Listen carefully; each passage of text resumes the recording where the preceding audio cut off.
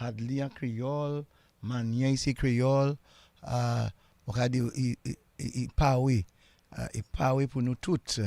For sure, we'll be having a very good time tonight as we continue going deep into the aspect of language. Okay, so let's take this small poem about Father's Day.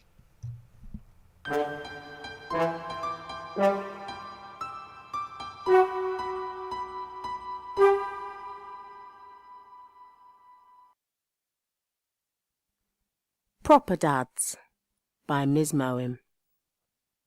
A proper dad is special. A proper dad is a real man. A dad is someone who always tries to do the best he can. A dad is the ultimate gentleman who supports you as you grow. A dad is the most amazing man that you are proud to know. He starts off as a father and his boyhood slips away. Accepting he has grown up, he becomes a man that day. And that man blooms and blossoms and ends up held in awe. A proper dad appreciates that this is what life's for. So to all the doting daddies and the men who deserve that title, you all are truly valued and your input to children is vital. Anyone can be a father, but proper dads are a different breed. Respect to each who nourishes the flower after planting the seed.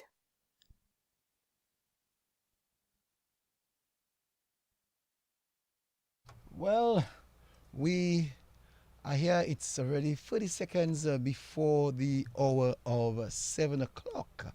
And we will be on 7 o'clock sharp with Mistress Sonia Akpa. And she will tell us all about her. Normally we ask people to introduce themselves before we go deep into conversation with them. So tonight we will go deep down with and the language. And before we actually go into the program, we normally have this theme song. So we will take this theme song from Michael Henderson. And from that theme song, we will then go into, it's called Tikaila, for persons who may not know, it's called Tikaila. Let's hear this from Michael Henderson.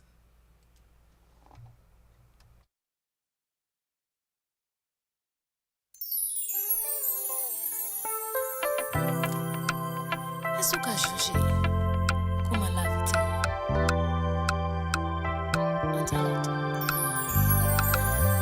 Sorti en petit chalet, mi soleil qu'a levé, tant de mélodies, musique qui a chanté. Sorti en petit vent douce, levé marcher ni pied, senti liberté ni commencement la journée.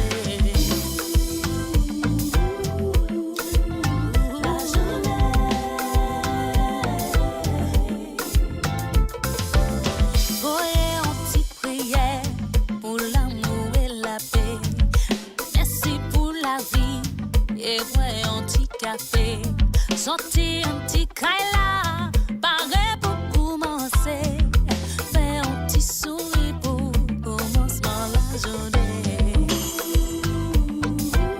Commencement la journée.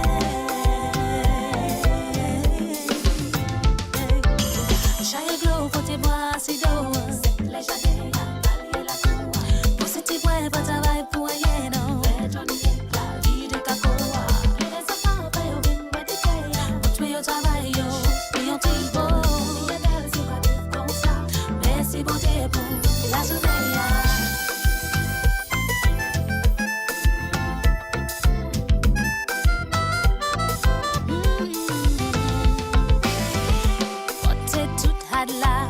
Bon la rivière pour laver, roulez assis wash là et après rester, ouvert assis caille, quittez yo chercher, fallait piler sont là pendant la journée.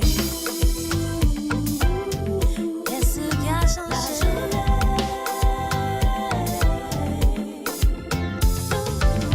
J'allais de côté bois.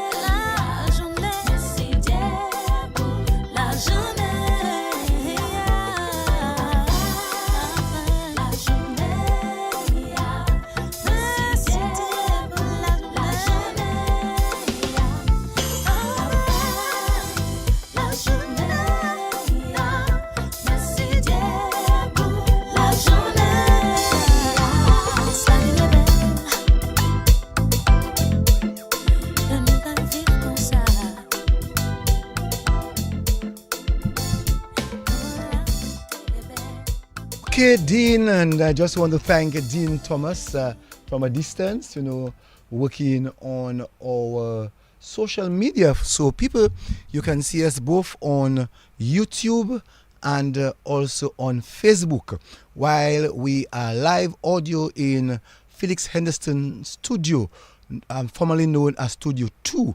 And we have with us, as I said earlier on, we have with us Madam. I want to use the word Madam because she's dressed like a madam this evening. Madam Akpa, Sonia Akpa, Mrs. Sonia Akpa. Just want to say first, good evening to you, Sonia. Good evening, Cecil. Good evening to all the listeners of DBS Radio, those who are following on social media. And tonight I'm very elated, like I was last week, to have you. But before we actually get in depth with the program, tell us a little bit about you, Sonia Akpa.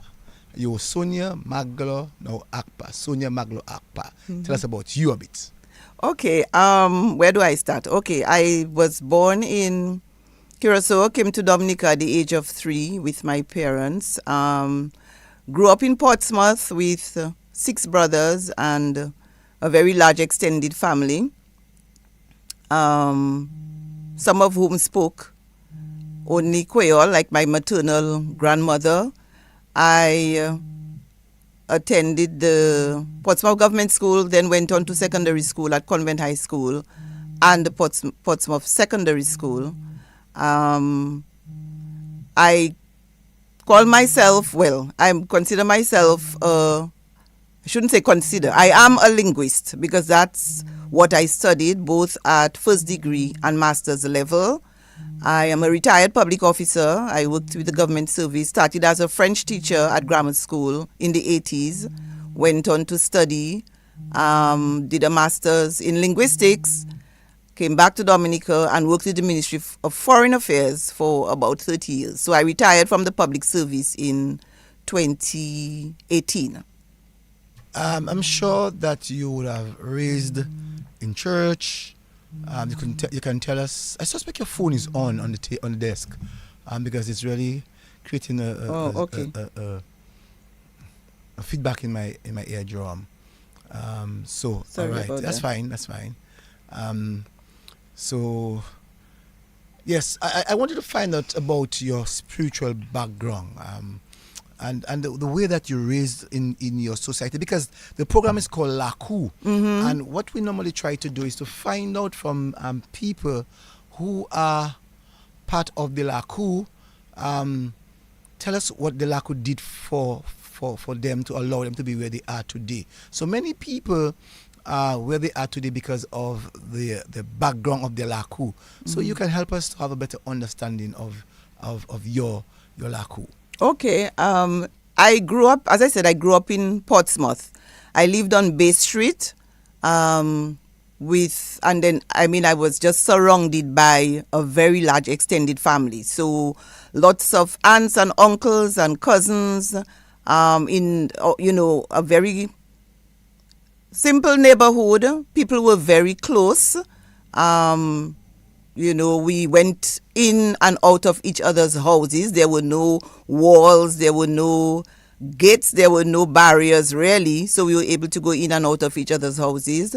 As I said before, I grew up with 6 brothers and lots of friends. Portsmouth is really my base, I would say I am the person I am today because of my family. My parents, my grandparents, my aunts, my teachers, who I never forget.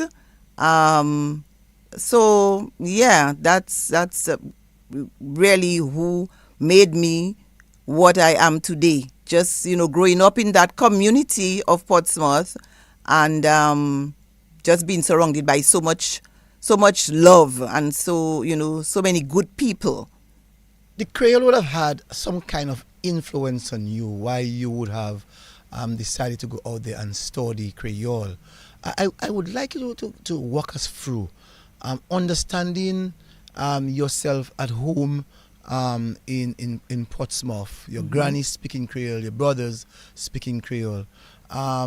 at any one time that someone said to you, "Pa try South, pa alifesa, pali Creole South"? No one ever said that to you when growing up in the family? I cannot remember in the family being told Papali Creole. My mother is Jean Charlotteville. My mother is from Roseau, Girondel, Newtown. My father is from Portsmouth. So in the home we heard Creole. They spoke some Papiamento because they lived in Curacao for some time. When we went to visit my grandparents, my maternal grandmother spoke only Creole, so we had no choice but to learn and to communicate with her. And a lot of our other relatives who came from Bonn and Dodan and spoke mostly Creole, we had, it was just, I really do not remember being told Papale Creole. Maybe at school, but in the home, no. Not really. So I was always, as a child, I was always fascinated by Creole and French. I mean, I remember when I was studying French at high school, there's a cousin of mine, we would look for French. We would listen a lot to the radio stations from Guadeloupe because we picked that up very well from Portsmouth. And we would find records and just listen to how people spoke French and imitate them. So that was, from an early age, I was really interested in languages. And then when I went to high school, I had great teachers, Mrs. Judith Pestiner, God bless her. She taught me French at Portsmouth Secondary School. And Arundel Thomas was my English teacher, very good teacher. He allowed us to use Dominican English, like because we were in drama group and all of that stuff. But he made the distinction when we had to speak standard English, then, we had to speak standard English. So he trained me, for example, to participate in a number of elocution contests, which I won. I won, although I didn't speak standard English at home, but I was able to speak standard English at elocution contests and win those contests. So I really, want to give credit to, as I said, my language tutors. Dr. Alwyn Bully, I would say, is the person who really piqued my interest in linguistics because he was my language tutor at Sifokol. And that is where, I started learning about, Creole is a language and, the intricacies of the Creole language. And I think from there, I had that desire to go on and to do linguistics at UWI. Although, when I got the scholarship to go to UWI, it was to do French and geography. And it was after Hurricane David, to do French and geography. But I was very late. When I got to Mona, I was very late. I couldn't get into the geography program. And so I had to do something else. So I chose linguistics. And what an accident. That yes. And from there, that was, I want to that's what God wanted me to do. I want to know the challenge that you'd have gotten while going to school, primary school to a certain extent, where students had to be speaking the formal language, English. But at home, you'd have to communicate in Creole. Was there any confusion in your mind growing up as a girl, understanding what is Creole and what is English? Maybe I didn't even think about it. I remember at that time when you were learning English at school, they really grilled you, so we had to learn the poetry and we had to say it right. We had to pronounce our words right. And so we didn't hear much Creole at school because I think at school we were discouraged from speaking Creole. But in my mind, it came to me naturally because I just was surrounded by it. My grandparents, my aunts, I used to go to the market with my mom from a very early age. I was an only girl, so I used to go to the market from a very early age. And you went to the market and you heard, I would say 90% Creole. So to me, it was just natural, Then you had to bridge into a secondary school, yes, in the same community of Portsmouth. But you had Actually, children coming from other parts, I'm sure, outside yeah, of Portsmouth. yeah. That, well, for instance, in Penville, heavily spoken Creole, French Creole. In Viecas, that also happened. But you find communities like Pebush and so on would have spoken less Creole. How challenging also too at high school, having to meet students where their parents would have said to them, do not speak Creole, and having to meet a person like you who would, on a social setting, that you would have spoken Creole to them. First of all, I want to say I started high school at Convent High School. Yes, I got a scholarship, and at that time there was no PSS. So I started at Convent High School. But you know, you hear the stories about children living in Roseau. I'm not going to go down into any details. But as soon as the PSS was established, maybe 1 year later after PSS was established, and I usually tell people I ran away from Convent High School. I mean, Convent was great. I got a very good education.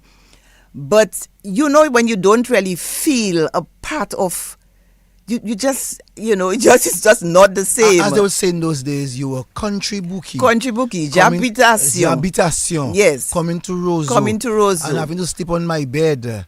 The children vex that you sleep on my bed. They forget that you bring in the food and the money, but they vex at the night time that you have to sleep on their bed. That's why I say I'm not even going to go into details. I understand that. I just knew my parents. I mean, as far as they were concerned, I had already started at Convent. It was a school, very reputable institution, and for them, they wanted me to continue. But for me, I wanted to go back home. So I literally ran away. I left Convent High School in the second term, in third form. So I'd already started third form. And the second term, I decided, this is it. I am heading to PSS. My brothers were there, my friends were there, my cousins were there. And as you said, I met people from Viecas, Pebush, Capuchin, you know, people from the north, and it was just such an awesome experience going to PSS because our teachers were different. Athlin Douglas, Judith Pestiner, Arundel Thomas, Anthony Lakou, and they really made us well-rounded students. You mean in PSS? In PSS. So you mean they lived in Portsmouth at that time? Yes. Because we know the remote part of Dominica from Roseau to the north, or from the north to Roseau. Right. And don't talk about having to wake up. First of all, you couldn't go home every weekend. And when you went home, like on, Easter holidays and so on, having to wake up at 3 o'clock in the morning to take the truck to go to Roseau, 3 hours trekking through the Transinsular Road. That was no fun. You were not one of the children that used the lighter, the boats? No. We went through the Transinsular Road, so through Marigot. You had to go to Marigot. When you say Marigot, let's put it in a nice way. You had to leave Portsmouth 3 o'clock in the morning. You had to know the song of the truck, so you can know it's the right truck that you're going to be taking. Because you don't want to take a truck that will go another distance. Yeah. So you have to know the song of the truck. That's the first thing. And then you have to pass through for 1 mile, Dodan, and Zime.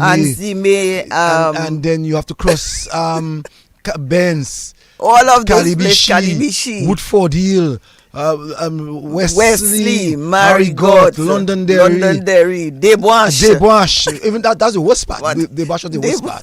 I mean, bad road, real bad road. I know. So by the time you reach Roseau, you're tired. So you have to go straight to school because that was on a Monday morning.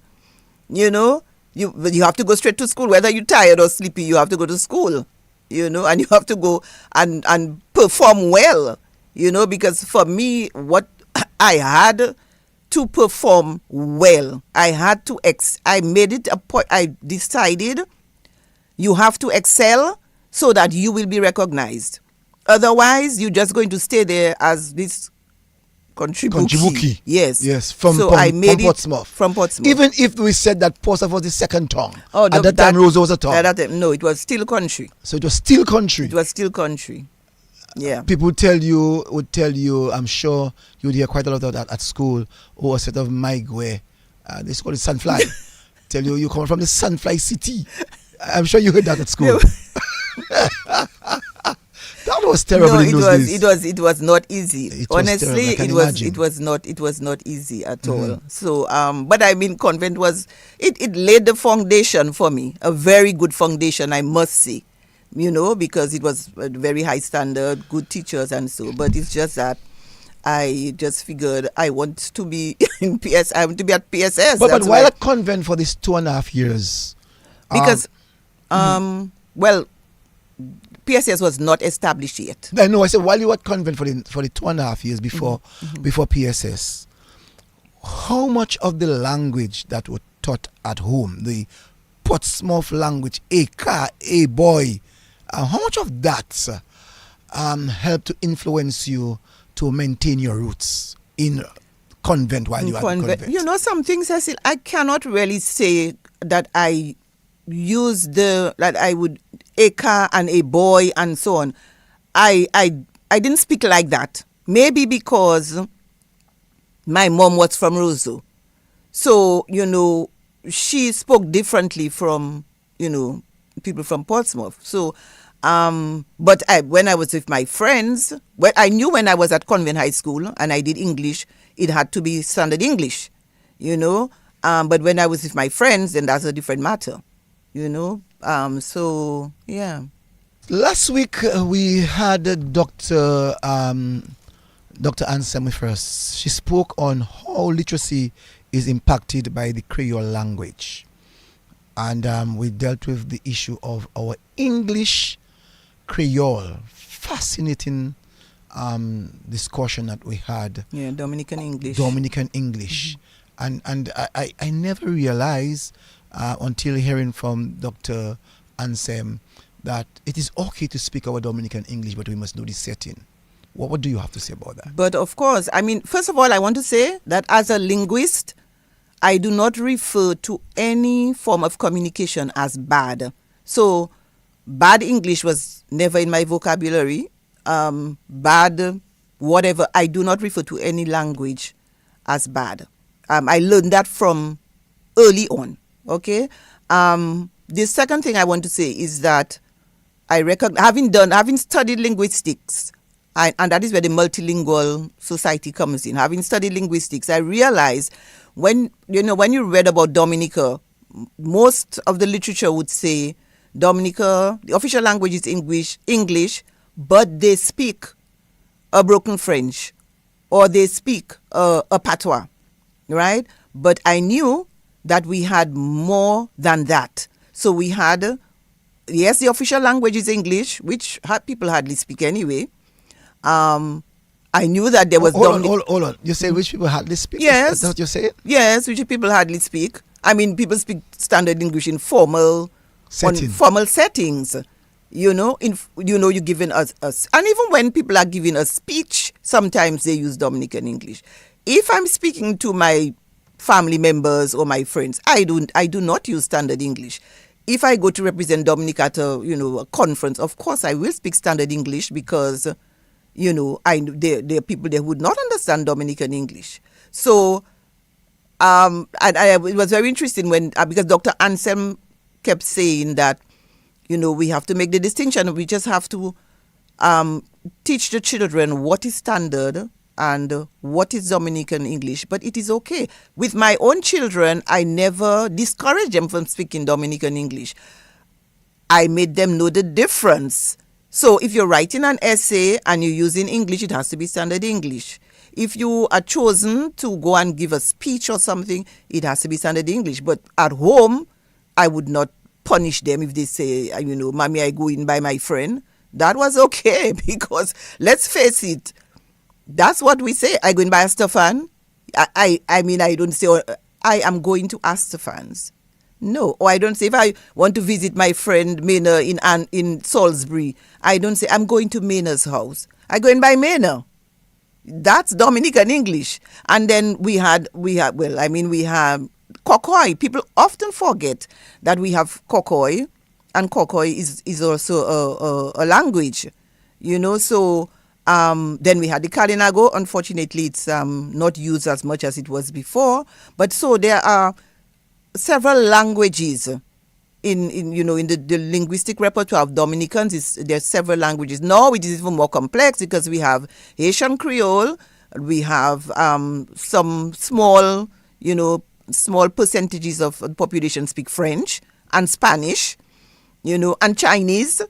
So this is what we mean by a multilingual society. So soon you are going to hear us speaking the Dominican English, or the Dominican English, yes, with maybe in one sentence have a Chinese word, a Spanish word, and a French word in it.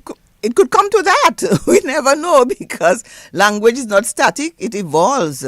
So it could come to that. Once you have languages in contact, they will have an impact on each other. Like Dr. Anselm was explaining last week. And I want to say, I listened to her, to most of what she presented. What people do not recognize about Dominican English is that it is so heavily influenced by our Creole. So, for example, in Creole, there are no, what we refer to in linguistics as long vowels. All right? That doesn't exist. No short vowels. That doesn't exist in Creole. And therefore, in Dominican English, people don't make a difference between still and steal. So you'll hear, I going up the hill, right? Not the hill. Okay? No difference. Repeat that. Let me see if I can get it different. I didn't. I'm going up. Standard English, I am going up the hill. But you will hear, I going up the hill. So, HILL and HEEL, there's no difference because in Creole we only have the E, the long vowels, right? And that is what the TH, she spoke about the TH, right? The bath. Yeah, the bath. The bath. Yes. Or bathe. Food. Food. Yes. I have heard food. 3 o'clock. Even on radio, I hear, yes, 3 o'clock. It will be at 3 o'clock in the afternoon. Yeah, not 3. And not 3. I remember at UWI, once I wanted some thread to sew something. So I went to a Trinidadian friend of mine and I said, hey, Joy, you have thread? And she looked at me and she said, Fred? But What's the name? It's a name. That's Fred. Who is Fred? And I say, okay, do you have any thread?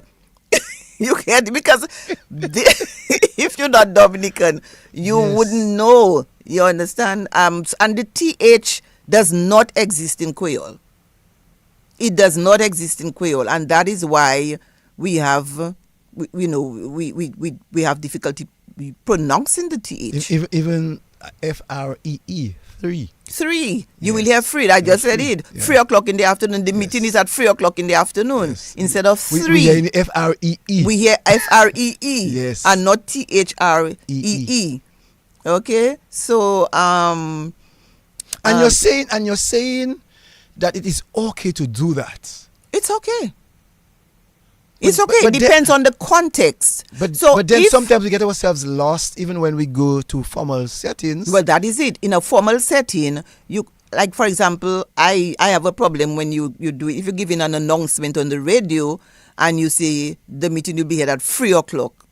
I have difficulty with that because this is supposed to be a formal setting. Yes. But in ordinary everyday speech, some of us use the word radio.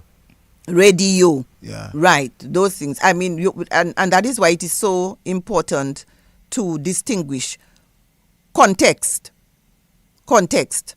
Where are you speaking and who are you speaking to? Because if you're speaking to for example, if you're giving directions to a stranger, you have to, it would be advisable to use standard English because they may not understand, all the little nuances with our Dominican English. So again, it depends on context. If you're writing a story, I have a book of short stories written by Dominicans, and some of them include Dominican English, but it's inverted commas, all right, to show that it's a local language. So sometimes it can be you can use both. When we launched our Anuapuan Creole, which is the book that was just published by Keck, I had to do a presentation on the book. I spoke standard English, I switched to Creole, and then I switched to Dominican English. The setting allowed me to do that. You understand? But if I am asked to do something on radio for a wider public, and I am expected to use standard English, then I would use standard English. So it's just a matter of understanding the context and yeah. You said earlier on that Creole is a language. Mm-hmm. How did that eventually happen? Because we would have heard Creole in the good old days, but not really as a language. Now we have been taught that language is to communicate. Mm-hmm. So these people were actually communicating to us, mm-hmm. but a sector of the society said to us that it was not a language. That you're talking about Creole, French Creole. Yeah. Okay. That's what I'm talking about, French mm-hmm. Creole. French Creole. At what stage and why was it necessary, to have had the Creole, the French Creole, as a language? Okay, I would say, a lot of it is brainwashing, because remember, they didn't want us to speak Creole. So, they would refer to it as broken French. Some people even actually thought that if their children spoke Creole, it would affect their learning of French, which is totally not true. Okay? Creole has its own grammar, syntax, which is sentence structure. The vocabulary is derived mostly from French, but and that is where we talk about languages in contact. There are many Kalinago words using Creole because at some point it was in contact with the Kalinago language. So Koliho and Kulibistri and Zandoli and Abolo and all of those, a lot of words to do with flora and fauna are actually Kalinago. All right? But Creole has a structure. So for example, and I don't think people even realize that Creole has a structure.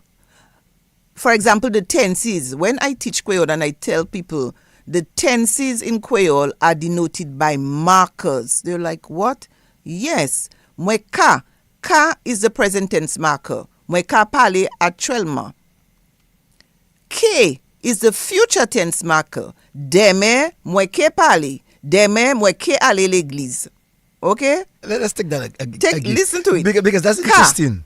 Ka is present tense. Present tense. Ka. Mwe ka pale actuellement. Moi sous DBS radio mwe ka pale. Okay? Demain, mwen ke ale l'église. I will go. That's K. Hold on, but you know that was never taught to us. No, that's the whole point. But it always existed. Listen to me. Even down to what we call the imperfect tense or past continuous. Teka. Ye, mwen teka lave assiette. Lema wi mwen vini. I was washing dishes. Mwen teka lave assiette. Te and ka. And Creole even makes a distinction between the immediate past and past past. So if I say, for example, hier, mwen manje diwi, there's no marker. But if I say, mwen te manje diwi, it means I had eaten rice. We call this the perfect Creole. Because when you do the translation mm-hmm. of it, mm-hmm. it almost comes to the universal language of the English. But see, that is the Creole we speak, Ça c'est Creole nous ka parler tout temps, tous les jours. That's the Creole we speak, but we're not even aware that we're using those tenses. You understand? So that's why I say Creole has a well-defined structure. And so It has all the aspects of a language. So Creole is in fact a language. Now, what we have seen, because we're here tonight to speak on language in contact, is a multilingual society. We have several societies. So we have the Grand Bay Society, which would differ from the Portsmouth Society, which would differ from the Soufriere Society, which would differ from the Lapland Society. Help us to have a better understanding as to what do you mean by society? When I say a multilingual society, I am referring to the entire Dominican populace. Okay, when I say a multilingual society, it means a society, a group of people, a country where several languages are spoken. And so I alluded to that before. We have Standard English, Dominican English, French Creole, which is Creole, Cocoy in Capiche, I think in Clifton, Wesley, Woodford Hill, Cocoy, right, Marigot. And then you have pockets of the population. I understand there's a French community in Calibichi, but you have a lot of Spanish people right now here in Dominica because we have some people from the Dominican Republic. So we have Spanish, Chinese.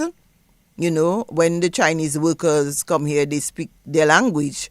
You know, so you have all those, and the Haitian Creole, because Haitian Creole we can understand, you know, but there are differences.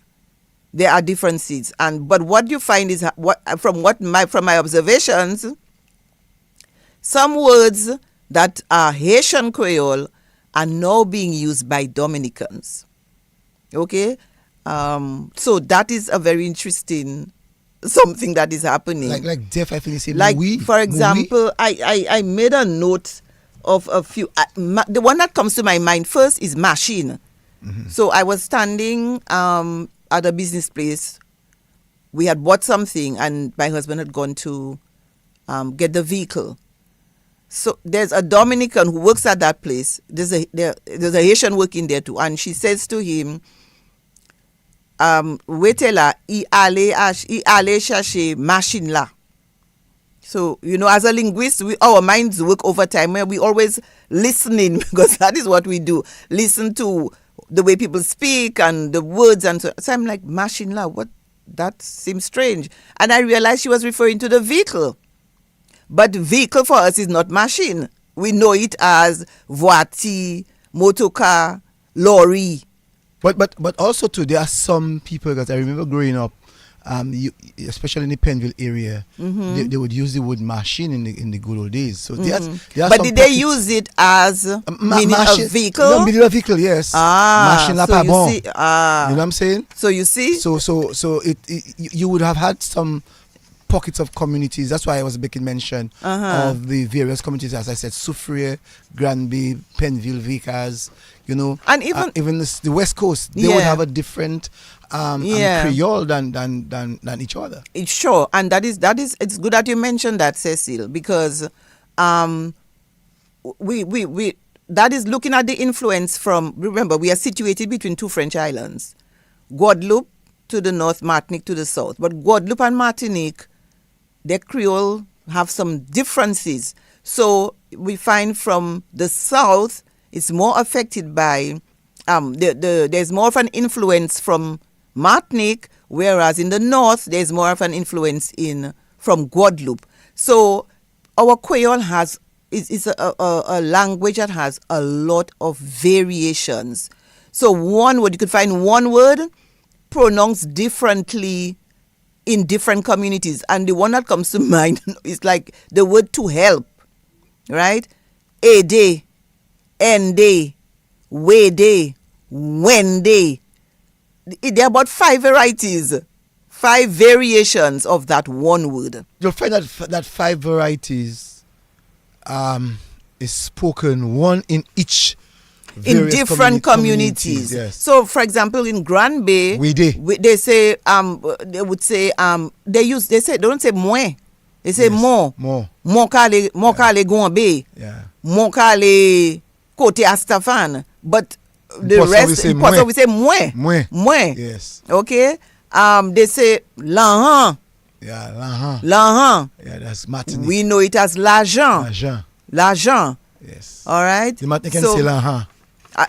So you see what I mean? The influence is from the south, and I mean it would be interesting to do a detailed study of that to see how much, it is influenced by the islands that to the north. So north and south. that's very interesting because even to the south of Dominica, besides Martinique, we have Saint Lucia, who itself has its uniqueness of its Creole. Yeah. I'm trying to remember the word that they use for maye.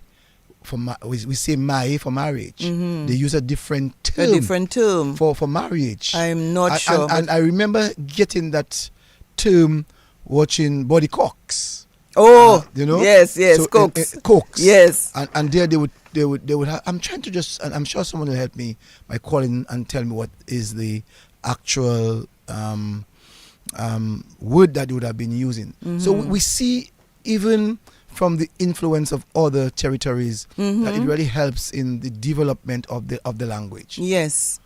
I know, for example, in St. Lucia, they say ish for child, where we use zafan, okay, or timoun. Timoun, yeah. We say timoun too. We say timoun and we say zafan, but in St. Lucia they say ish, right? Let's say what that person has on the telephone. Good evening to you, caller your life. Cecil. Yes. I think they say not. Nos, that's correct. Yes. Nos, yes. Thank you very much, caller. Yes. Okay. Yeah. Right, in St. Lucia they say nos. And we say nos for nurse. For us now, we say nos for nurse. For nurse. Yeah. In Martinique they say infirmier. Right. So you have... So, and that is another thing I wanted to mention. Language is in contact.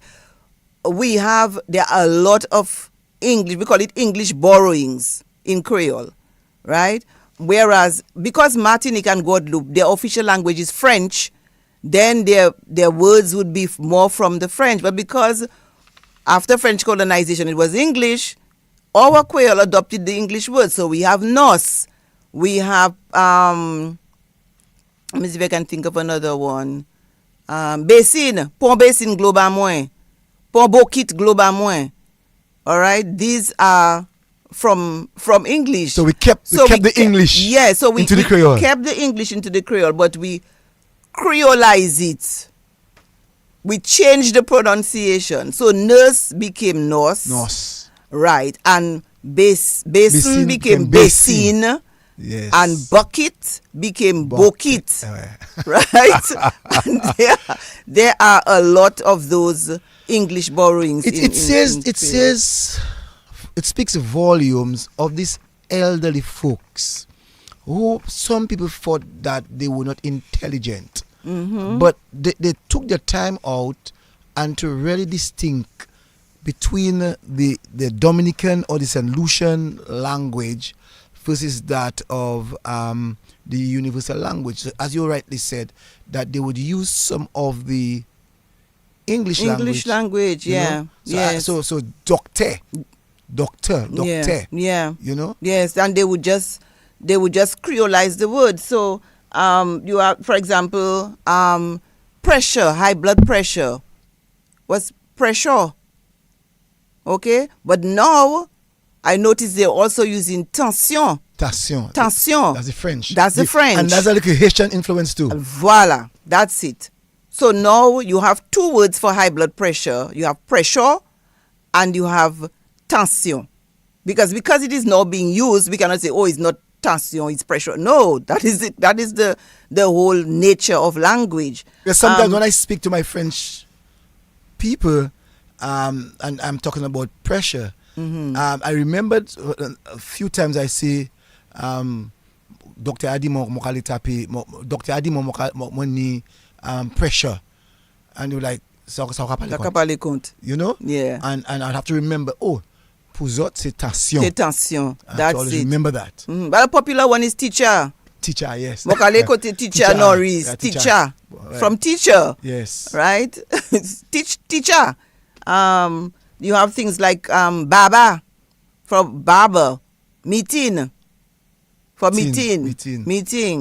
But the French, perfume. For perfume. But before that, the French, they use the French word rendezvous. to use for meeting. Rendezvous. Rendezvous. Rendezvous. Yes. But meeting is now becoming very, very popular. Yes, it is. In your meeting, bo, I'm even hearing the Haitians themselves now using the word meeting. Meeting. I'm trying to wonder if that was actually used in the Haitian language. But I'm or hearing quite a lot of them when I speak with them. Yes. They say meeting too. Meeting, yeah. So there, radio is another one. People talk about radio. What we say radio, but now you hear in radio. I'm just trying to think of computer is another very famous one. Computer. And there's a lot of debate now. Computer versus ordinateur.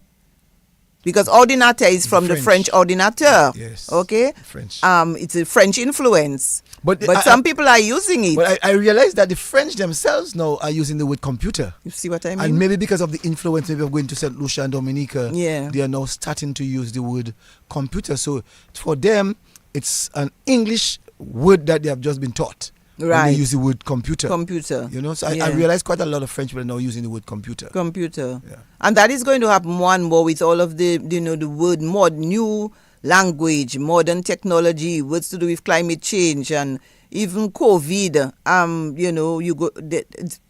Because this is a language that's in contact with Creole, it's English. So you'll find more and more borrowings in the English language. Cell phone. Some people say cell phone. Cell phone but then French. Right now we're here in portable. Yes. And that is from the French. Yes. So you have now both the French influence and the English influence. That makes it really, really interesting to see what is happening to the Creole language. But you're saying that you're saying all of this, and you have indicated that the languages will evolve, will develop. But isn't this going to place some level of confusion in those of us who would have had, or those of us who were taught the Creole in a different language? I don't think it will. Yeah, I don't think it will. Some of us, those of us who are, our age and so, we know we will continue to use what we have been using, but with the younger generation, for them, they may be using different words, and then we for example, we're working on the dictionary, Creole dictionary. There are some words that we have to include as new words. I think it will make the language,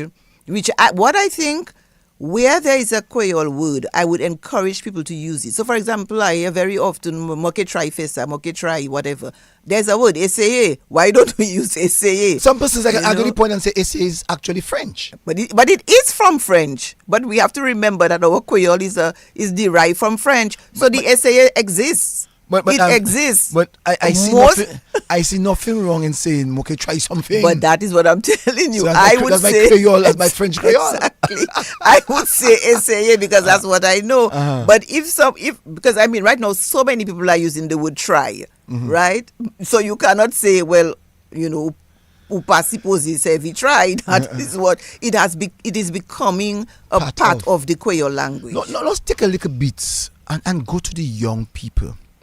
We have heard, and I've been hearing that very often, that the Creole language, the French Creole language, is not heavily spoken in Dominica. But we are seeing more and more that the young people are using one word in sentences. So, for instance, the old folks would say, "Mokale pose komwe." That means I'm going to rest. The young folks will say to you, I going to pose, which means something different. Totally different. I going to line. Yep. Tell me how we deal with this. Okay, that is what is happening in Dominican English. Because when our young people use a lot of Creole, That'd be surprised. I was having a discussion with my son and my daughter and Rena. We were just talking about, words that, I was amazed at the number of words that they use. They use a lot of Creole when they're speaking English, Dominican English. Some of them mean the same, others have a different meaning. So pose that one caught my attention because I remember him telling me his friend Posey down there waiting for him, right? I was like, Posey, what do you mean Posey? Because in my mind, Posey is to go and lie down, go and rest. You rest. But it means in Dominican English like lime, pull up. So it's taking a different meaning. Another one is chime. We know chime as to foam, Yes, foam at the foam, mouth. yes. But when a young person says, boy, that thing had, I chim, and they adding ing to it, I chimeing to do that. I can't finish that because I chimeing. They don't mean foaming at the mouth. They mean they're struggling to do it, right? The word we know for struggle is guaye. Guaye. Guaye. But for young people, they're not using guaye, they're using chime. In the English Dominican. In the Dominican English. Sorry. I chime to do that. No. I also realize that the young people, they have slangs now. Mm-hmm. So one of them is sisesa, Yeah. and we know sisesa is once is that. Once is that. But for yeah. them, we are talking, and you're saying sisesa. What do you really make of But that? all of again is they're picking up the Creole words, but they're changing the meanings, and that is acceptable because that's what they're doing. If the language evolves, that's what they're using. Mwe asa. Mwe asa, in that. And that. And that. But And that- that is it's a a slang. slang. That's a slang. But the another interesting one, Cecil. Twapudis and Chebesau is synonymous with Kubuli. Yes. I was having a discussion with some young people, and I'm like, no, you cannot say, I want a Chebesau, because a Chebesau is hold your own. This is your own, right? And they're insisting. And then I realized when they ask for, hey, I want a Chebesau, they're not just asking for Kubuli, They're asking for the special Twapudis. 3 4. Oh, Well, right yes. now, and I was listening to another on the radio saying, Twapudis is now $12. So I say, well, it's not Yes. Twapudis, it's Twapudus, right? Yes. But when they ask, they say they go by a band, they say, hey, I can get a Chebesau. Oh my God. It's not a Kubuli, is they want Twapudis. That one Do take you me. have the special Twapudis? That one Yes. Take me. A Chebesau. Chebesau. Yes. So I want a if I go Chebesau. by a band, I say I want a Chebesau. You're not asking I want to hold you. No. You're asking for free beers for $12. For $12. That is the But Chebesau. that is evolution. Yep. That's a lot of evolution. In its true form. Yep. I tell you, young people are changing, are doing so many things with language. So many things. Someone's on the telephone. They want to speak to us. Good evening to you, Yes, caller. good evening. Good evening. I'm listening to your program tonight. Interesting. And tell me, how about names of animals like Tenchier? I know it was snake. So I would like to hear your views on that. Tetshe. Yeah. Yeah. Okay. All right. What's your view before you go? What's your view on Tetshe? Why would you ask? Person's gone. Gone. Because I would say Tetshe is It's snake. it's snake. But somebody might say Tetshe meaning a dog neck. dog's egg, no. A dog head. No, but that is what it means. Tetchien. Tetshe. Yes, tetchien is a snake. It doesn't mean because sometimes you cannot translate it literally. That is the word for snake. That's the word for snake. But coming back to the young people Yeah. and the evolution of the language, we have seen in various society, North America, the English, they themselves are actually changing the English language to their own American language. So we hear, and I always like to use this as an example. So we hear there are 5 kids, and we take it to mean that they're saying children. That's a change. Although I don't like hearing it, but it seems that it's been accepted in the society to use the word kids. Kids. No, do you call this an American English? Well, I assume because that's what they use in the States. I don't think you'll hear it in England, or it's being used here, But some people take objection. Don't call my child kid. A kid is a goat, but it is accepted in the US. My 5 kids, my kids. All right. So again, language is not something that we can, it's not, language is evolving, and, we just have to, we cannot, if young people decide to use, for example, Kachile. If I use Kachile, it means I really reflecting, I'm thinking on something. But if a young person says, I was going to buy a Jeep, but I Kachile, that's going to cost me too much money. Or I was going to buy some bread, but I Kachile, I maybe have bread at home. I remember. I remember. Yeah. Right. That Kachile is not. That Kachile is not think. It's not Kachile where you reflecting and you thinking and you really. Yeah, I remembered. It's just remember. Kachile have bread at home. I Kachile have bread at home. Yes. Another interesting one. This is one I never. That is kite. For us, kite is to leave. Yes. Right. But if they say, I had this something, and I fixed that up, and I set it up nice. So that it kite, well set up. Kite. Well set up. Kite, well set up. So it's not that they are speaking. They are not speaking the fluent Creole. No, they're just picking words from the Creole language to make their own and using it in Dominican English in their own way. So that is dynamic. Very, very dynamic. No, as a and it's changing. It's a whole, and it would be an interesting topic to study, to see all of the other examples where they're changing the meaning of the words, and that is their own language. Dule, for example, we know Dule as pain. Mm-hmm.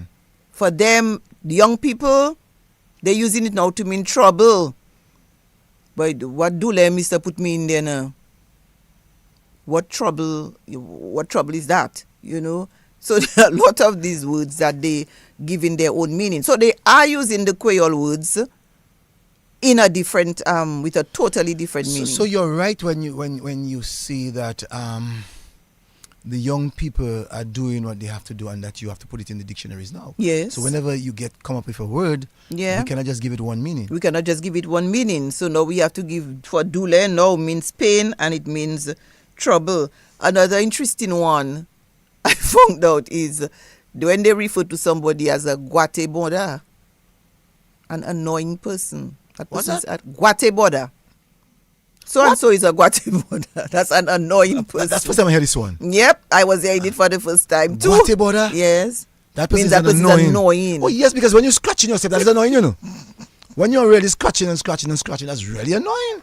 So they take this and through the evolution and decide to say guate boda. Is that you're an annoying person? You're an annoying person. Wow. Annoying person.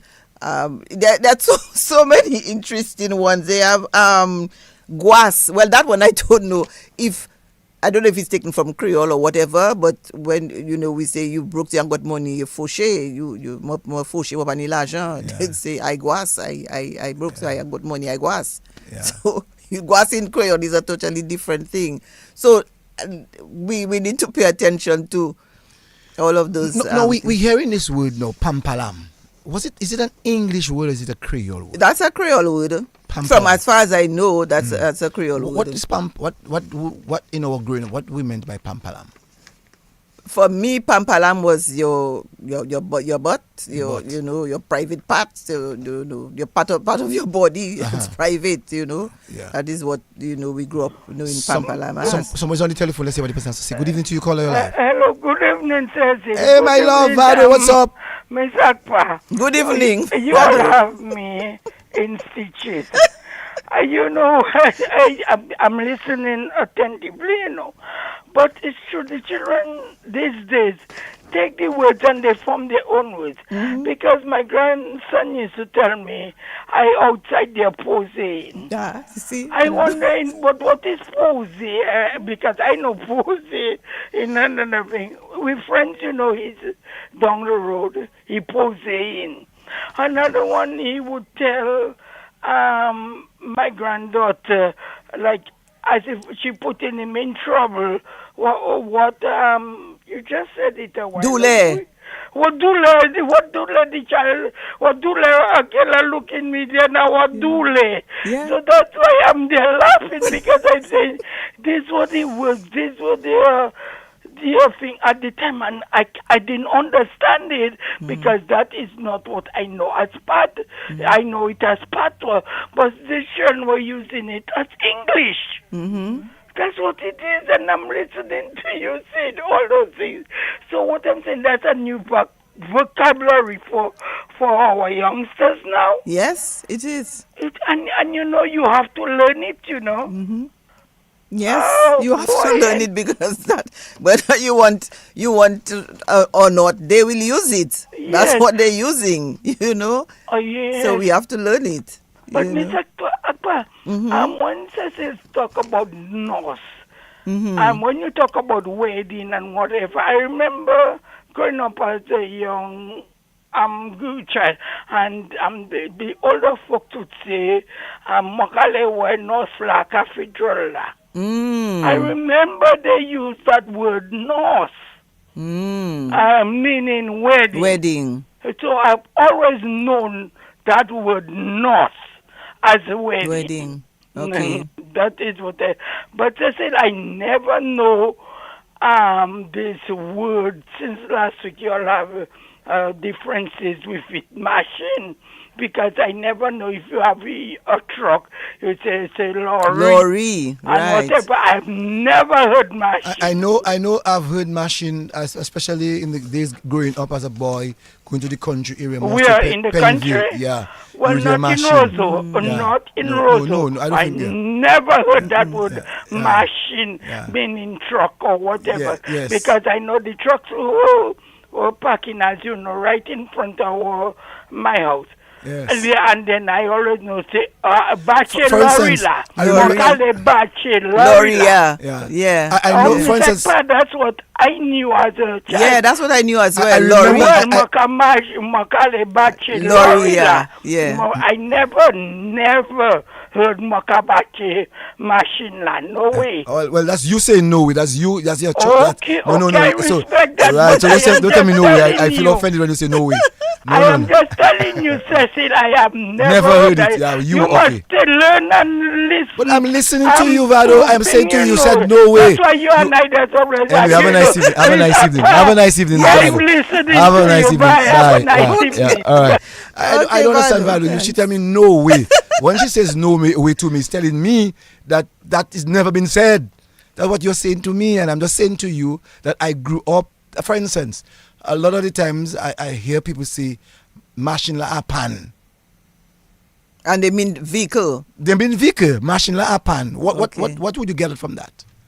For me, Uh-huh. I would think of some other machine. I would never think of vehicle, because as Vado was saying, what I know is lorry. No, For truck, lorry, and then we would say motor car or vati for a car. But I did not I'm know. sure the old people are listening. They'll tell you I that didn't know. they will tell you that they used to use the word Machine. and machine la pan. They will tell you that the vehicle is dong. done. Yes, Okay, that's interesting. Yeah, good You evening see to you. again. Mhm. Good evening to you, caller. Good evening, caller. Hi, good yeah, evening. Good evening.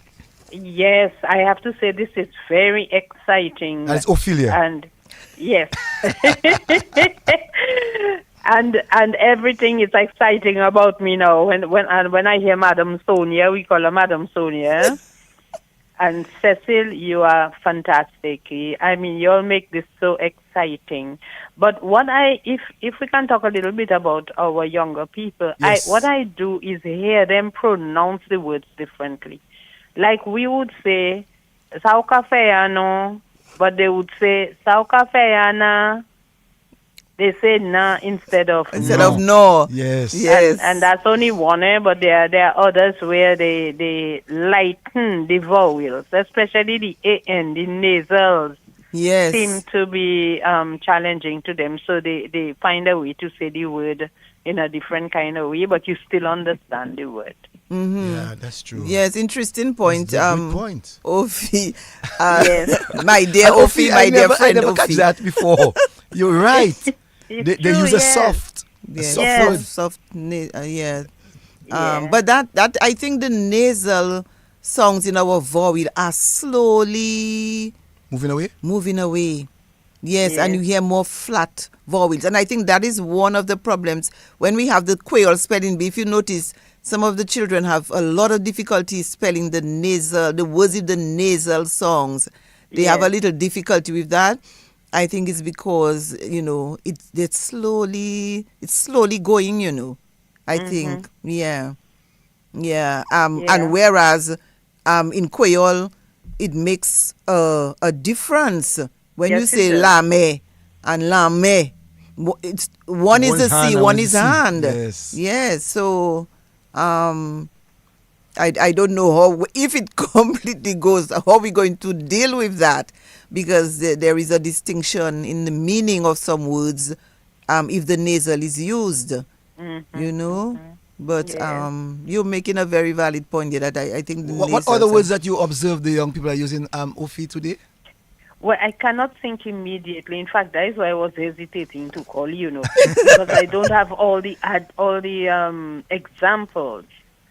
But the fact that we know that they're using the words differently and they have even different meanings for the same words we have will make us more attentive to what they say and encourage them to use the words as they see fit. No. I like the one about ordinate and computer. computer.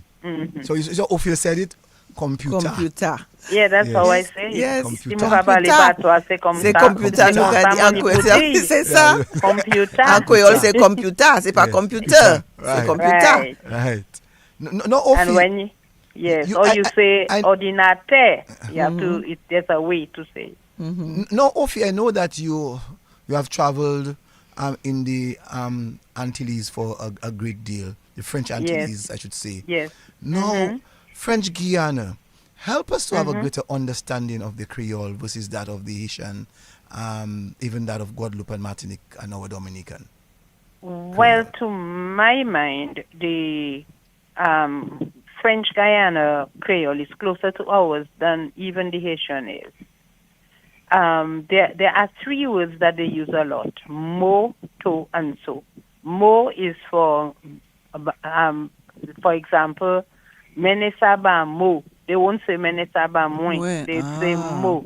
Mm. And then to is you. Sato dia. That's what they'd say. And then so, it would be another person you're talking about. Say Sonia, Sonia qui dit ça. We say so. And it's an interesting thing. But you see, when I am before those things, I take, you can hear 5 words and know the other 5 words. You guess the other 5 words. Yes. And then if you repeat it and it's not what they're saying, they will give it to you in a different way. And then in that way, you learn their language. But because there is so much of the base of the French in it, you still manage to understand. And Creole is, to me, Creole has, Haitian Creole has a lot of sounds that I call African. And there's a deep mix. You have a lot of English also in the Haitian Creole. You'd get T boy, and boy is pure English. Boy comes from boy, T boy. And we use that too in our Creole. So you find a lot of that. But there are some words that completely escape me. And I have to tell them, mo pa kopon, di mwen encore. Yes. And I take the time to learn because I want to learn it. And you made a nice point that a lot of the French Creole in Haiti comes from Africa. You can also help us, for instance, at Senegal. Help us to have an understanding of some of the words that we ourselves would be grappling with or don't have a clue as to what they would be saying. Okay, I'm not hearing you well at all. I don't even know. I'm sorry. I'm saying that. Cecil? Yes, that's me. You hearing me? I'm not hearing you very well, but I heard you hearing me. Yes, I'm here. No, I'm saying Ophelia. You hear me better, right? Okay, in there I'm not hearing you. Oh. Wow, I wonder why. But I don't know. I don't know. But I was trying to find out. You said that the Haitian Creole stems a lot from Africa, and I would like to find out from you, who, as I said, been in the Creole in the French Antilles, to include now of Africa. I would like to find out from you some of the words like you just did for us in French Guyana, some of the words that would be used in Senegal that we ourselves will find problems in having an understanding of those words. Oh boy. I know you're talking about Haitian Creole. I'm hearing words, but I'm really not understanding what you're saying. You know, And I'm moving the house to try to get a good place to hear you, and I'm not getting properly. the place. I'm hearing you so clearly. Yeah. I don't know why. Because I don't know why. because I don't know if it's I something want- I touch on the phone. because I really want to find out from Senegal, because they too speak Creole. Even in that place in America, Louisiana. I wanted to find out some of the words that they would be actually using that we ourselves are not using, and that you can help us if in event that we get in contact with somebody from Senegal or from Louisiana, Mauritius, Seychelles, that speak Creoles that can really help us. That is a whole study, we Cecil. all right, Ofi. All right, Ofi. Thanks anyway. But yeah. as she mentioned, Africa, we have a lot of African words of African origin in our Creole, you know. And the African influence on our Creole is also very strong. The sentence structure, the fact that we don't use like we don't really conjugate verbs. Mwaka ale, uka ale, nuka ale is the same ale, right? And there are quite a few words like border and sukuyan, aqua. All of these are of African origin. I'm not sure exactly Voodoo. which area. Right. Amma, meaning mother.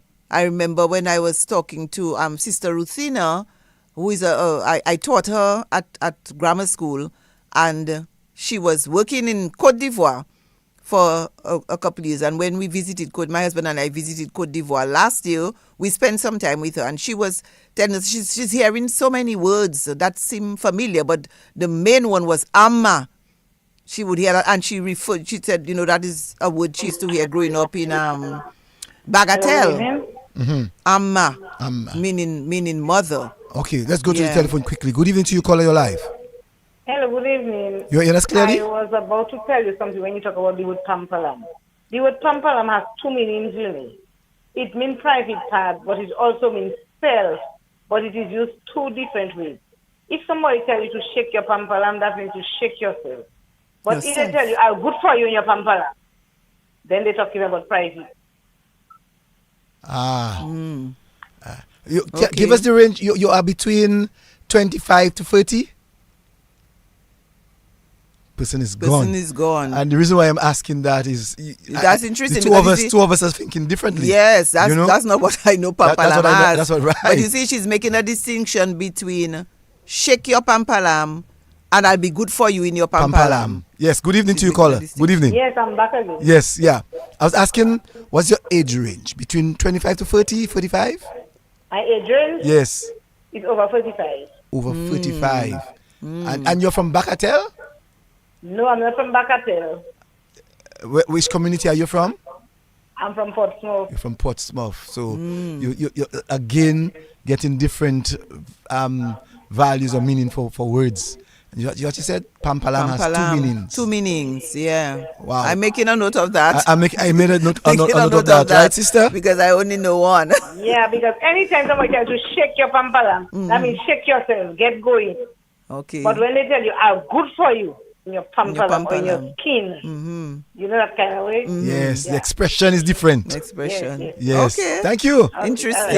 Yeah. Interesting. And that's another way that we have to look at things too, with the expression. Yes. Because if the expression can send a different message, and that's what the young people are actually doing. Unlike before, the Creole is just the hard stuff. Allez-y, you know, and you just know you have to go and see it. Maybe now the young people have to use it. It might mean something different. Something different, yeah, You know? yeah. But talking about the expressions, Cecil, going back to Dominican English, right? Another thing people don't realize that a lot of our Dominican English, there's a lot that is a direct translation from Creole. Direct translation from Creole. So, for an example, when you hear sleep beating me, sommeil ka bat mwen, okay? Or if you hear don't make the thing take me, pa fe bagay la pon mwen. You see where it's coming from? Direct translation. I giving you big room. I giving you big room. Moka bao guanchime. Or don't get me vex. Pa fe mwen fashi. You see the direct translation. Direct from translation. Our English. Fute mwen la pe. Leave me in peace. All right. All of those expressions. Ou pa feb. You're not easy. Direct translations. For example, if the weather looking a little thing, you hear people say, "Bon, the la mawe." The weather tie up. Now, if you're speaking to somebody who doesn't understand, they'll wonder what you're talking about. The weather tie up meaning what? But that's where it comes from. Tala mawe. That is the Creole. Bamwele, give me room. You see how we translate it? There are so many examples. It's unilimie. You have bush. You've heard that, I'm sure. Yes, you have bushman. Unilimie man. Unilimie man. Ipani bon tête. He haven't got good head. You hardly in Dominican English, you don't hear people say, "Oh, Mister, he crazy. He haven't got good head." That's where it comes from. Ipani bon tête. Direct translation. So a lot of things we say is just a direct translation. It is not totally fair to say that the young people are not taking heed of the Creole language, because even if they don't use the direct words of the Creole language, they're using the English expressions. They're using the English expression. Yeah, they're using. It just give them some time later when they put in a slang. Yes. They're using the English expression. That's interesting. So, yeah.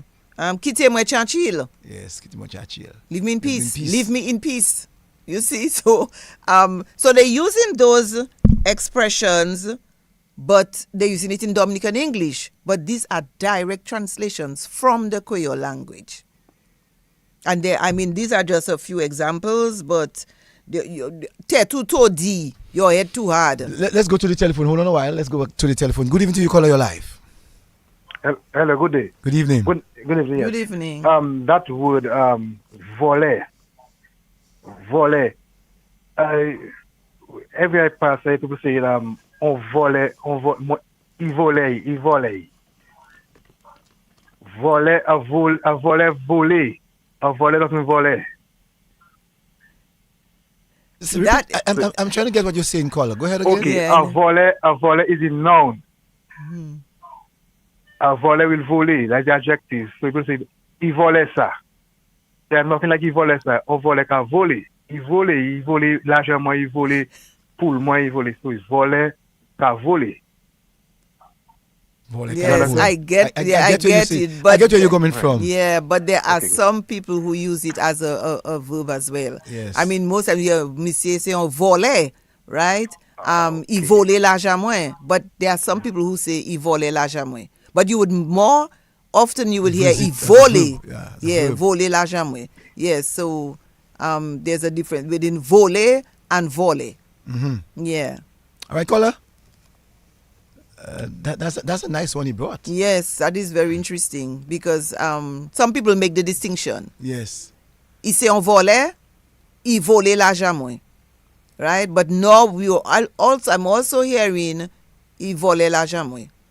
Right? But I mean, before, there was a clear distinction, voler and voler. Again, it depends on where in Dominica you come from or you live. Because as I said, there are lots of variations in our Creole, and it depends on where you come from. The word forget, you hear l'oublier,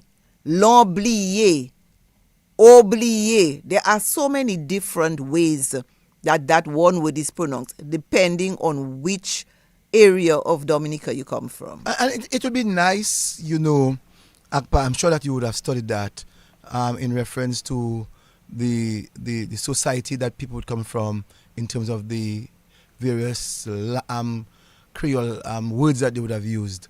Help us to have a better understanding. For instance, if someone comes from Granby and someone comes from Soufriere, what is although the both of them are more, one is southwest and the other one is south, and the influence of the Martinique Creole will have an influence, but these two communities still speak Creole differently. The communities in Dominica speak Creole differently. I mean, I don't think a study has been done to see exactly what the differences are, but just, in hearing people speak, and as I mentioned before, you hear l'argent as opposed to l'argent from Granby, and the most common one is more, bagay more, bama bagay more. In other areas you hear more, right? In Vekas, they might be, use it in a different way. We had a whole discussion on Kek Chat the other day on what is the word for eraser, as in a school, you use at school. And there was one member who said, outa. And we were like, what? But no, we've heard eraser and we've heard robber, again, an English borrowing. But we say, outa, where that come from? We never heard that. She's from St. Joseph. So in St. Joseph, they use outa. You see? So I was hearing it for the first time. Outa. Outa sounds very English. Outa sounds very English. All of them are English. Eraser is from eraser. Rubber is from rubber. And outer is from outer. Well, I guess something to take out. To get out. To get something get out. Rid of it, yes. Right. So there we are. 3 words for eraser. And I was hearing outer for the first time. So it depends on, the area that one comes from. You would hear words pronounced differently or different words being used for particular. I have a problem, Miss Akpa. Well, I shouldn't say one, maybe 2. One, that we are not doing our very best to get the Creole to be taught at schools. I've seen in Martinique, I do not know much about Guadeloupe, but I've seen in Martinique where people come from France and they are going to school in Martinique to not to speak, but to write Creole, which eventually you will speak the Creole. So that is one that I think we have not really established, and the operating word there is establish, the Creole context into our learning system. And the second one is we got independence way back in 1978. And every time a politician or parliamentarian uses a word in Creole in Parliament that he has to ask to say it in English. Yeah. I think we need to get out of that. But before we continue, let's go to the telephone. Good evening to you, caller. You're live. Hello, good night. Good evening to you. There's a Creole word. And I don't know if there's an English to it, It is called wipinier. Wipinier. You feel? Wipinier, when you eat too much. Yes. Yeah, you feel. Wipinier is you feel. You feel. Yeah, you feel, but what you feel is not just one word. I get. Okay. I get what he's saying. You know what I mean? Yes. Because I've been meditating on that for a long time. Wipinier, that word wipinier. I do not know the English word for it. Actually, no, he's right. Thank you, caller. Yes, he's right. I come from Senju, and the word outer I used to hear it. But to me, outer thank you. never was used in a sentence, a Creole sentence. Okay. You used to say outer, but to me, it has never been used in a sentence. So what would you use in a sentence? No, I mean outer. That is outer. They would like to whenever I hear people using it in a Creole sentence, they would say, take the outer for me. Oh. You know what I mean? But if they were speaking Creole, what word would they use if they were speaking Creole? I don't know no word for the eraser in Creole. Ah. That's what they used to say. Outer. Outer. Okay. Thank you. Okay. Thank you, caller. Before you go answer, let's go to another telephone caller. Good evening to you, caller. Your life. Yeah, good evening. Repeat it. Satiate. What's it? Satiate. Satiate? Satiate. Satiate. Okay. Yes. That's possible. All right. Which is different Yes. from. Thank you. Thank you. But there are some words in Kwe that you try to get English word. an English word, and it is very difficult because the concept Fupa. is very difficult to get a Creole word. And whipping is what he just said, satiate, which is different from if you eat and you're full. It's different from you could eat maybe a small slice of fruitcake, and feel whipping like you've had it. It's so rich, you had enough. Yeah. Can't eat Can't eat anymore. more. That doesn't mean that your stomach is full, but you just can't eat anymore. Yes. Yeah. Good evening to you, caller. Your life. Hello, good evening. Good evening. Hi. evening. Hi. I was following from Facebook and I had to leave to call the phone, so I'm not sure if you responded to the question regarding Whippine. As a French teacher, I think that it comes from the French word repugner, which is to repulse. So I don't know, Miss Akpa. To repulse. Yes. So I think in my mind, because Okay. when you whipping is because something kind of, you had it so much that it repulses you. Okay. Okay. Well, That's my own hypothesis. Okay. Well, as I said earlier, a lot of our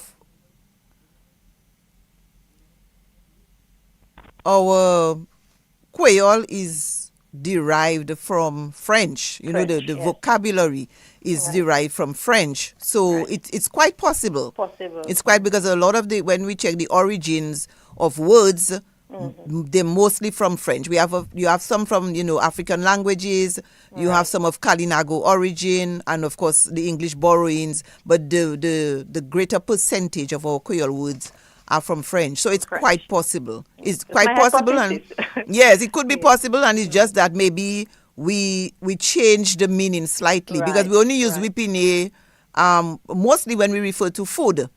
As I was saying, it doesn't. It's totally different from your stomach being filled, that you ate too much, because you could have a small piece of fruitcake and say, boy, that fruitcake's so rich, it whipping me, you just cannot take anymore. Exactly. So yes, thanks for that caller. Thanks for that information. Thank you. Yes.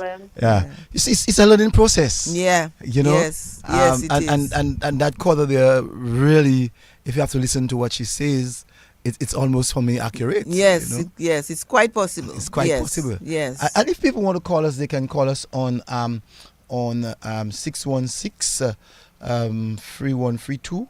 That is our mobile number. You can call us on our WhatsApp number. So if you want, you can call us on our WhatsApp number. Anyone who wants to interact with us on the phone, you can call us on this number. Okay, yes, Miss Akpa. So we I was saying in reference to the Parliament that I have seen, people use Creole words in Parliament, and the Speaker of the House has to request that the person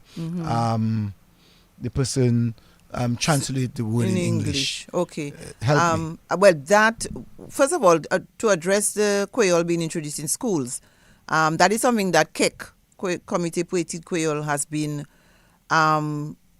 talking about or requesting for many years. And as I am speaking about KEC, Boledi, bonsoir, tout mam KEC, bonsoir. So it is now, there is a pilot project that was introduced in a few primary schools. So I know that is taking place. UE has offered Creole classes. I think it is now being taught at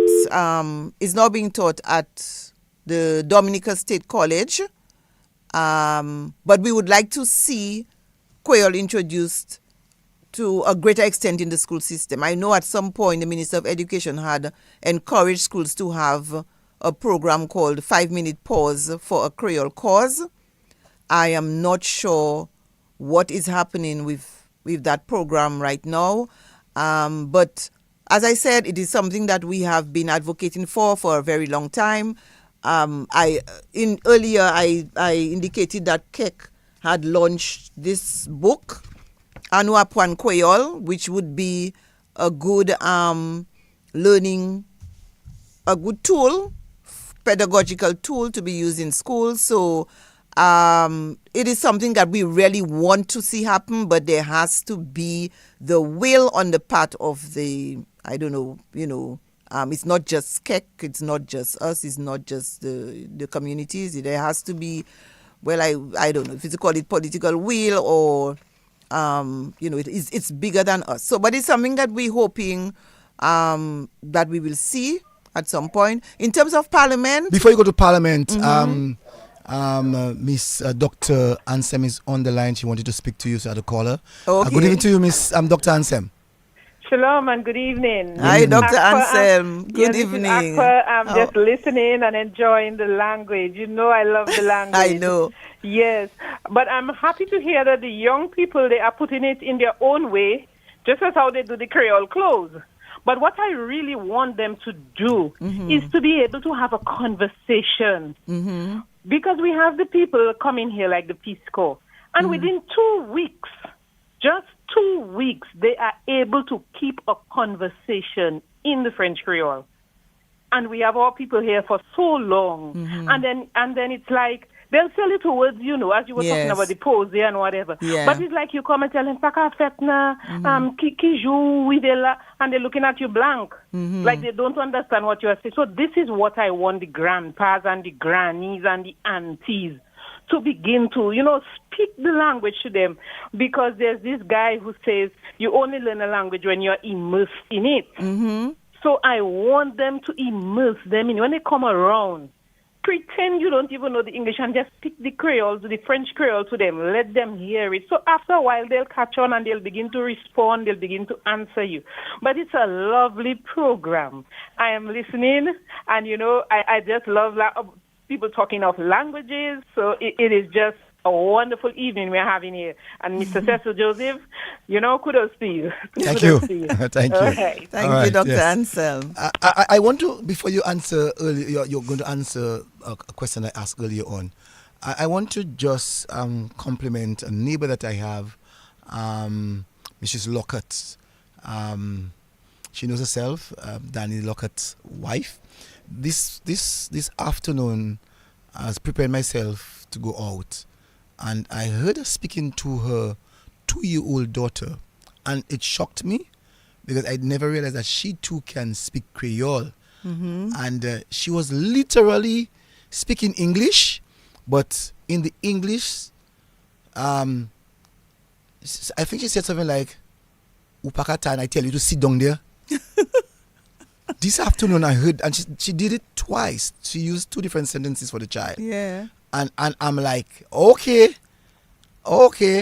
It means that child eventually will get into the groove of wanting to speak the Creole language. Yes. So you're, as Dr. Ansem said, all we have to do, including me, to speak to our children a few words, and eventually they themselves will immerse into the language and love it.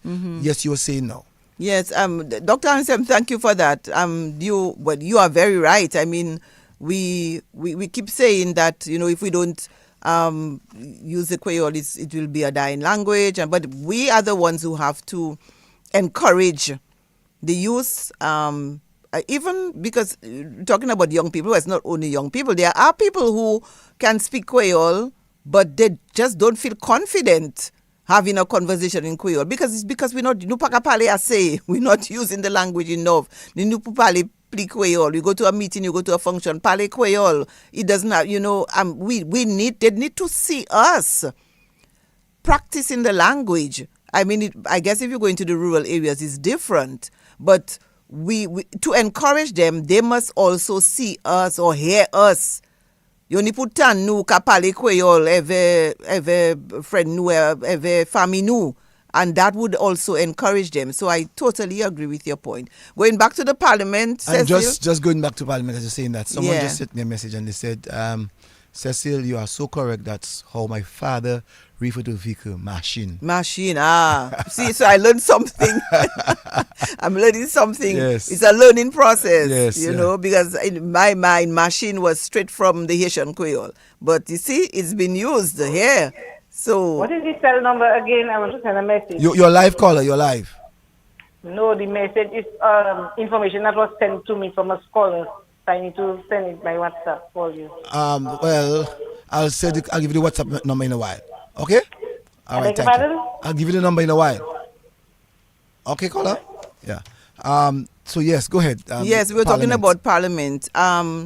That is something that should have been addressed a long time ago. If we're talking about Creole as well, it's like our national language, and you know, I think a lot of people think of Creole as okay for culture related, right? But apart from that, you know, it's not that important. But if you remember that Dame Paulette Louisy, when she was Governor General of St. Lucia, one year she delivered her throne speech. They call it a throne speech, a speech in Parliament entirely in Creole. Entirely in Creole. So there is no reason why now our parliamentarians should have to translate when they say something in Creole. Yeah, you I know? agree. Yes, let's go back to the telephone. Good evening to you, caller live. Hello, good night, bonsoir, bonne nuit. I am Bonsoir. enjoying you guys.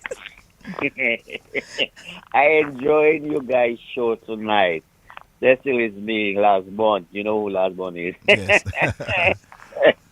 Listen, as you were talking about the lady and the little girl, your neighbor, right?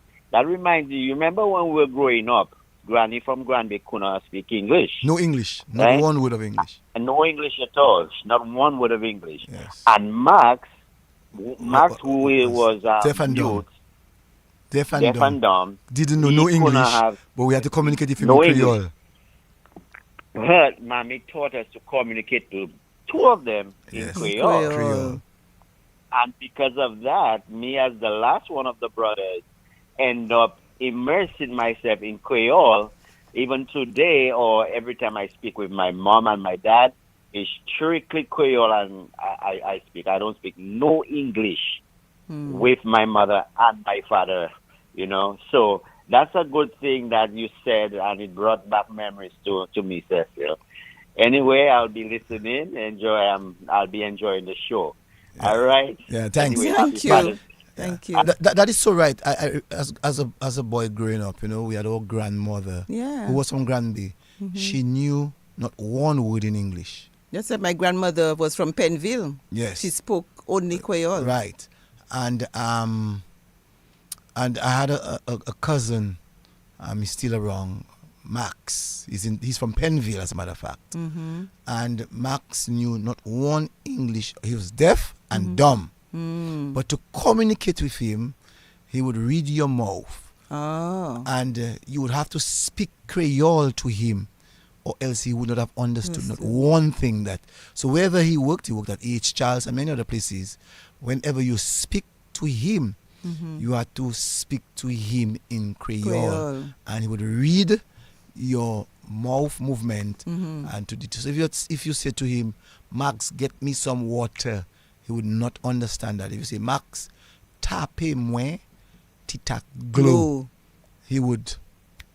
Wow. I mean, that is an amazing. That is amazing. That, I tell you, was amazing. And I never came to understand why that was actually happening. Now, someone also sent me another message and wrote to me, and used the word mash. Is it mash? Is that English word or is it? That's from French. That's from French. Yes, that's from French. You say mash. Yes, tell a dog mash, or you say mash, tell somebody mash. It's really from marche in French, M-A-R-C-H-E, from marcher. To move, to walk away, yeah. And she wants to know what's the distinction between tachil and tali. It's T-A-R-L-E-Y.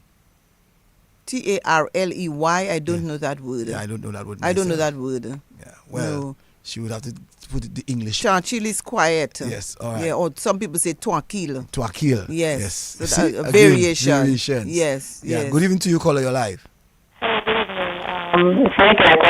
You're breaking up. Can you call us? Can you call us again, caller? Yes. Thank you very much. Thank you for understanding. Call us back because you were actually breaking up. So you were talking about Parliament and what you think they should try to do. Mm-hmm. No, I was just saying that it's more than time that they change that regulation, that rule or regulation, because it really does. We cannot be talking about Creole, and the importance of Creole, and still have that requirement in Parliament. So that needs to be addressed at that level as well. As I was saying, people need to stop looking at Creole as just related to. Yes, it is related to culture. It is integral to our culture. Nous pas à parler contre masse ou bien indépendance without using the Creole language, because a lot of the words that we use, for example, our wabduyet is wabduyet and fula and jip and jipon. All of those are Creole words, right? So we know it's important to our culture, but we need to go beyond that because the Creole is bigger than that. Yes. It's actually evolving, as Yes. we said earlier on. Yes. Someone's on the telephone, but before the person speaks, someone says, I'm 43 years and I always knew the word pampalam as a private part. Voila. Good evening to you, caller.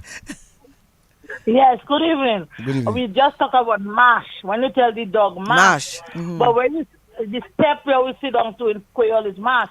My answer that's asked it as mash. So it's two different the word in two different meanings. You tell the dog mash. Yes. But my answer that's mashla is the same as the mash. Yes. So you see?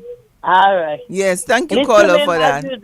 Thank you. Yeah. Thanks for Thank that, you. caller. Thank you. Yeah, and it's spelled the same way, mash, but two different meanings. So, yeah, there are a lot of words in Creole that have two different meanings.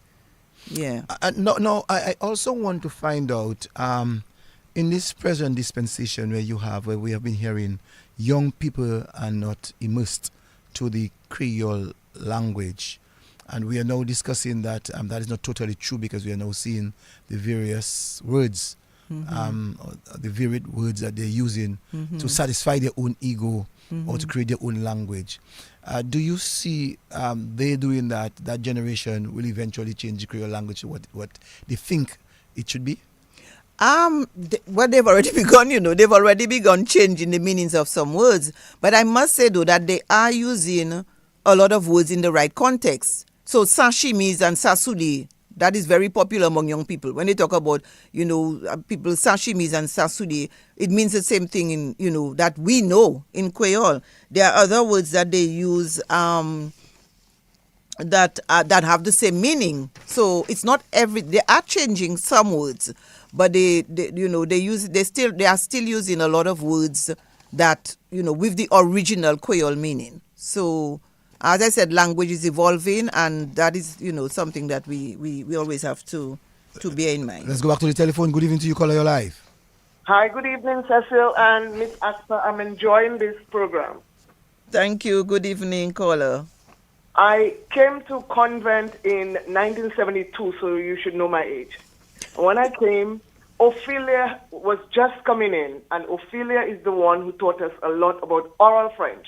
When we were doing French, we were doing written French. We could translate everything, knew the vocab and whatever. But speaking it was a problem. And when we got to fifth form, fourth form, and we had to do French exams, oral exams, there lied the problem, because we knew a lot of patois more than conversational French. I went to work in a public service and had to deal a lot with people from Grand Bay and Portsmouth and so on. Then I got to learn more words and, how to enunciate and pronunciate, etc. But my mother never spoke French patois to us, right? That was big people conversation. When you heard them speaking Creole, it means they didn't want you to know what they were talking about. Yeah. We knew curse words left, right, and center. But to keep a conversation, no, and now I have two sisters, I know all they know is curse words, because they themselves cannot converse. I can converse fluently in Creole, because of where I worked and the interaction that I had with other people. So who say mun ola then? Must have mun goodwill. Ah, wow. Oh, Tansa, c'est pas goodwill. C'est all bush. C'est all bush. All bush. Hein? Moi, c'est mon goodwill. Non, c'est mon all bush. Ma connaît ça. On comprend? Goodwill. Pas Pottersville, ça. Lord Bo. Pas Lord Bo. Pas Lord Bo. Pas Lord Bo. Pas Lord Bo. Non. Moi, c'est genre goodwill. Ou c'est mon... Ou c'est mon hot... Ou ça dit moi ça, ou c'est mon hot all bush. Moi, ça démêlé comme moi. But as I said, I think right now they're doing a lot more in the schools for more interaction because with the exams and so on. But because we took blows when it came to oral exams. Anyway, I'm enjoying this. Thank you so much. Thank you. Thank you, Messi. You see the problem is again that I told her all bush and she's never heard all bush. Yes. So for instance, people I do not know why doctor for Mont Prosper, but we know the Creole word for it is doctor. You know, Mokale doctor. Doctor. You know, if you say that Mokale doctor, somebody might think you're going by the doctor, but you're actually going to Mont Prosper. You see, they have the because a lot of the villages have their Creole, Creole versions. You know, but it's interesting what she mentioned, and you hear that a lot. Parents didn't want their children to speak Creole. Hold that thought, please. Yeah. Let's go back to the telephone. Good evening to you, caller, your life. Hello, good evening. Am I clearer now? Very clear.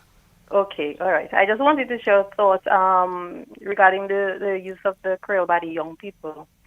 As a teacher in the classroom, I noticed when the students use this or try to use the French, they would input some of the slangs, the Creole slangs, like what Mrs. Akman mentioned.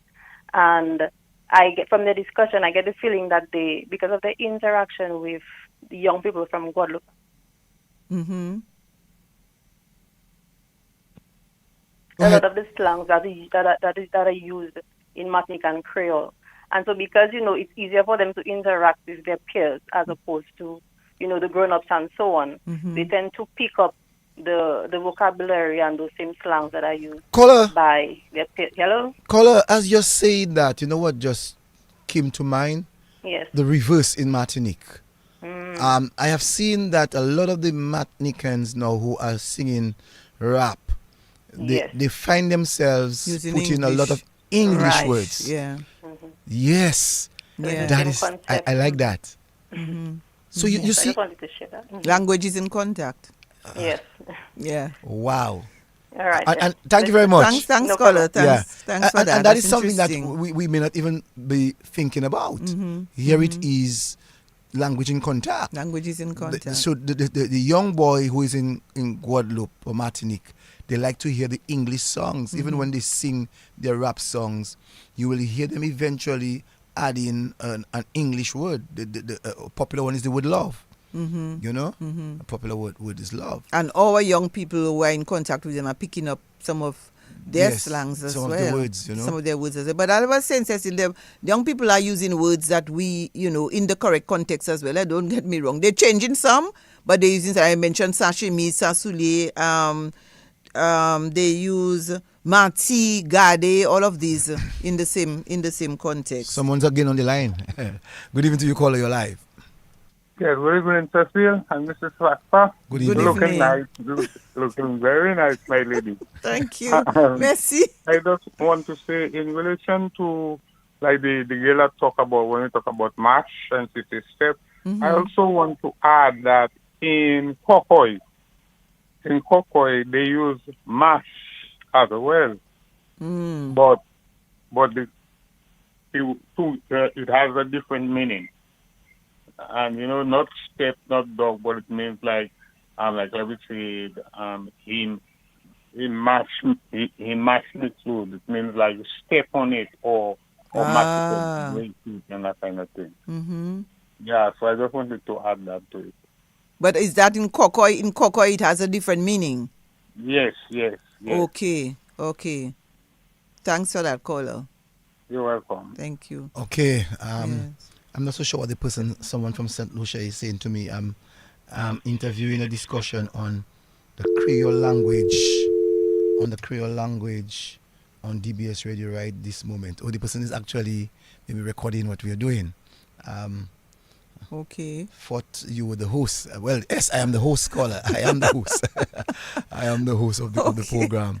But the person is actually recording. And you see, while we here talking about that, quite a lot of more solutions are actually speaking the Creole language. The Creole language. Oh, yes. Here it is that someone finds it very interested to even record the program that we're having, in St. Lucia. I mean, it speaks volume of what we are actually doing. Because this, I don't think this has ever been done in any radio station in terms of the language. Okay. But let's go to the telephone. Good evening to you, caller. You're live.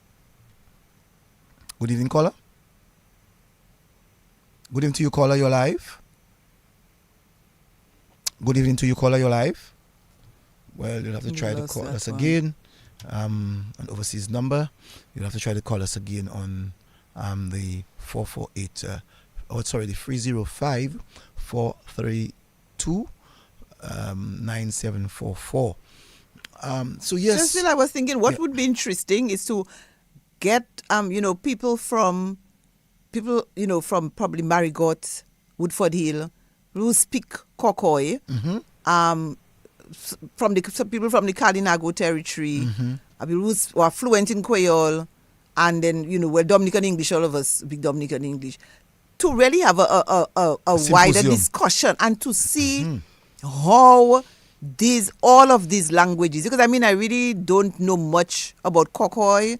We use, Afuawi is one we use all the time. Where you buy your bread? Buy Afuawi. Thank you for DBS Radio, because that was a popular program on DBS Radio, Afuawi. And we used to have a Kokoi program. So it's an area I think we need to pay more attention to, because a lot of people forget that we have another English Creole. And I wish that Emmanuel Prince would be listening to DBS Radio at this time, or anybody from Marigot or Wesley that would be listening, that could maybe call us now, so that we could have a clear understanding of some of the difference or the similarities. And what is happening between with Kokoi and Dominican and other English and Dominican English. That is interesting to find out.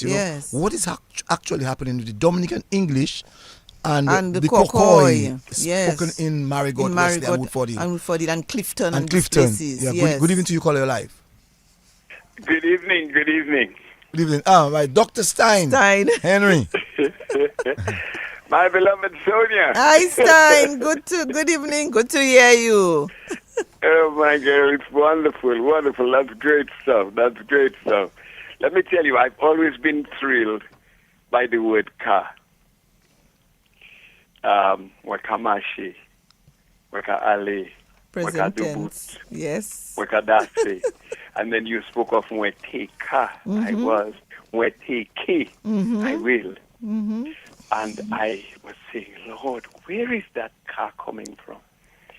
And one of the French teacher who called earlier on said she has this hypothesis. And I went back and I was rereading Cheikh Anta Diop, University of Senegal professor. And he was talking about, evolution, movement of peoples across, systems, races, how races were formed. He has a whole discourse on mathematics and the rise of the Egyptian civilization and Greece and all that came after it. And Cheikh Anta Diop came close to mentioning the car. And what did he say? He said the car has something to do with spirit. Now observe that the car is really like the verb to be. You don't say, I am going to the market. You say, I go into the market. My car. You don't use the am. We are. No car. He was. He take car. You see, so that verb to be, which is at the heart of this movement, he says it's spirit. And he says it was the Egyptians had a god Ra, and the word which formed all life, or the Ka. And he said the Ka was universal reason that pervaded all things in life. Now think of it as the Ka moving the verb to be it is the African element. I yeah. would like to hypothesize. Yes, it that is of African the origin. African element. Yes, It you are is right. The African element in the Creole language. It is the verb to be. Actually, my father was French speaking. Yeah. And when he told me, go conjugate the verb to be, I had a trouble. I just thought I'd share this, but that is the closest I've come to it, the concept of ka as a force that moved something. It's like, but observe that they kept the infinitive. Or sometimes they would do parts of it. You know, mweka ale, they would hold that whole alley. Mweka shate, they would hold that. You know, but I don't know, mweka dubut.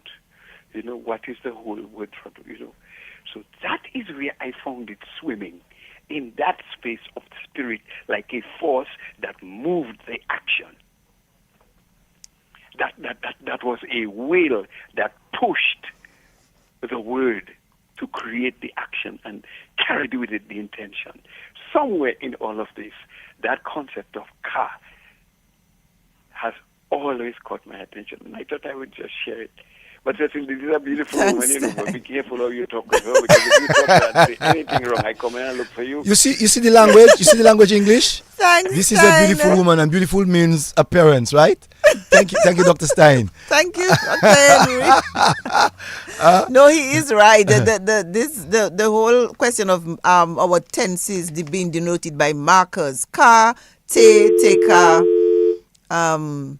This is of African origin. So, Stein, you're right on target. Well, the other thing I want to get from you, Madam Akpa, is someone spoke earlier on about Creole clothes. We heard Creole, we know of Creole foods. Tell me, in terms of the Creole names, especially for foods, where would they have come from? Would they come from Africa, or is it a broken French? No, as I said earlier, Cecil, I don't call anything broken. A lot of the words are from French. Some are of African origin, but you know, our fruits and vegetables. Even when we speak in English, we use the Creole terms. So we have things like chapoti and kashima, and our herbs, sime kotwa and boaden and chardon beni. We hardly ever, I don't even know the English for some of them because we're so accustomed of using the Creole terms. But some of them come from French and some are of African origin. So, yeah. On that, someone from St. Lucia, I can say his name is Primus, is on the line with me, and I called him because he found the program as a very interesting one. Good evening to you, Primus. Good evening, Primus. Good evening, Cecil. Good evening. Can't remember the lady's name, but good evening to you as well. Good evening. Her name is Mrs. Sonia Akpa. Akpa. Akpa. Akpa or Apa? Akpa. It's African. Mrs. or Miss? Mrs. Or Mrs. Yes. Akpa. Okay. Good. Interesting discussion, man. Thank you. I have been an advocate of Creole for a very long time. I'm a broadcast specialist Creole specialist in the field of broadcasting. Okay. I've been in this business for quite a long time. Worked with the Government Information Service, Radio St. Lucia, and most of my programs involve doing both English and Creole, bilingual. But I can say I'm a specialist in the field of Creole broadcasting. I can safely say that. Okay. from listening to us tonight, what are you getting from our discussion in terms of the present generation? Let's say both in Dominican and that of St. Lucia, because you hear what we are saying about the Dominican students and the Dominican children. What can you tell us about the St. Lucian children? There's a similarity in both countries. The thing is, a lot has been done currently regarding the elevation of the Creole language. There's a push now to have it been to be taught in schools. It has not really kicked off as well, but they're moving in that direction. I believe that the younger generation are beginning to embrace the Creole language a lot more than before. Thanks to the Folk Research Center, of course, you may have heard of the FRC. They're really deeply involved in the development of the Creole language. Of course, you would know of, I heard the lady mentioned our Governor General, past Governor General Dame Paulette, and a number of others, Ember Charles and Paba, Patrick Anthony the Priest, and quite a few others. And so, because of the work they've done in the past, the younger generation are beginning to get into the Creole, beginning to develop an interest. Of course, the Jeune Creole, and so you hear a lot of the Creole being spoken in at the banks and other institutions, the business sector, the private sector, and so on. So it's beginning to get there. There's a lot more work to be done, but we're getting there. Great. No, you heard us in our discussion in reference to the young people and using, or we can say substituting, what we know as certain Creole words into their own meaning. Have you observed this happening in St. Lucia? This has existed for a while now. Not only the younger generation. I don't know. For some reason, I believe, and I want to be a little. I want to be careful in saying this. There was this. People had not accepted the Creole. I mean, it took a lot of work to get the Creole to be where it is today, to get that level of acceptance. And so we were, how should I put it? Instead of using the exact Creole word, we would substitute a Creole word for an English word. And so the English, and for some reason, the English slowly crept in, and so you see the younger people tend to use a lot more of English words mixing with the Creole and so on. I believe that at this point in time, from my recollection, I am not seeing it happening as often as it used to happen before.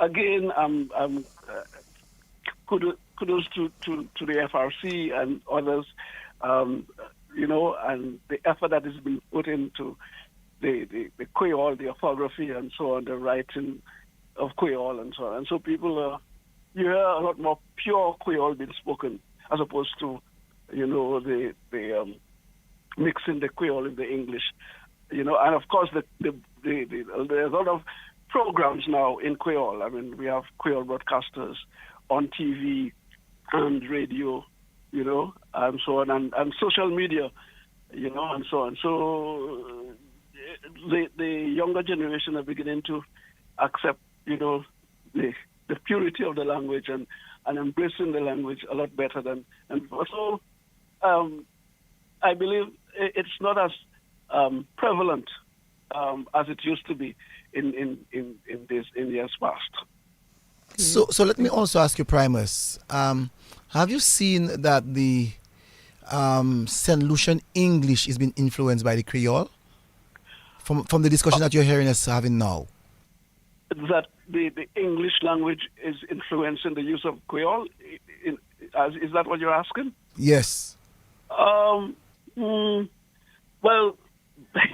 remember, we are still the whole colonial thing is still sort of prevalent. There are quite a few of the older generation who are yet to accept the language, and so that is a challenge that we have to deal with. But we are slowly getting over this. So I would say maybe 10, 20 years back, that would have been the case, but I'm not sure it does now. I think people are understanding the importance of the Creole language, and so there's a distinction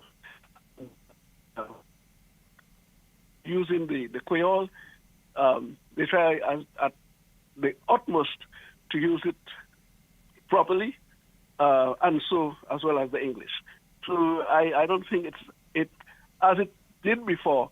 It has not impacted the effective use of the Creole language as it did, say, 20, 30 years back. Because I know earlier on Ms. Akpa was saying that in reference to the Creole language, when we speak the Creole language, there are some things that we when we translate it to the English, it comes direct. Direct translations. Yes, we used to have quite a bit of this of that before, but the Creole, how should I put it? The trying to get the word now, but it doesn't come to mind. But it at one time, even broadcasters, Creole broadcasters, would try to do if they couldn't find the correct word, they would just put in an English word, and there was a lot of pressure being brought to bear, and so on. And people would call immediately. They call the radio station, call and say, "Hey, this is not how you say this. This is not the word." And so that has happened for quite a while. And right now, people are trying their best to use the correct word. So we have a lot of Creole purists, so to speak, now. So through the more power, keep a duet. You understand? Yeah. So as opposed to like a few years back, nobody would really care, and so on. So Creole is beginning to find its place, the rightful place in our society. In our discussion also, Primus, we made mention of the influence of Guadeloupe and Martinique. Guadeloupe to the north and Martinique to the south. Yeah, and so we find the south of Dominica will be influenced a lot by that of the Martinique Creole, and the north would be influenced by the Guadeloupe Creole. Yeah. Now, well, the same applies to us as well. We are closely connected Martinicans. So the Martinican Creole and our Creoles, they sort of meshed. So you'd hear a lot of... I have been influenced by the Martinican Creole. So I use... every now and then I would use a word or two, a phrase or so, Martinican phrase. Because there's something I find about the Martinican Creole. There's something about the language and the certain words that they use that sort of kind of has that effect, and so I tend to use every now and then. And we have a lot of migration taking place. Martinican traveling to St. Lucia, Martinique. Yeah. As well, of course, for you, Dominica is Guadeloupe. Both Guadeloupe and Martinique. Yeah. Martinique. Well, here is mostly Martinicans traveling, and we traveling too.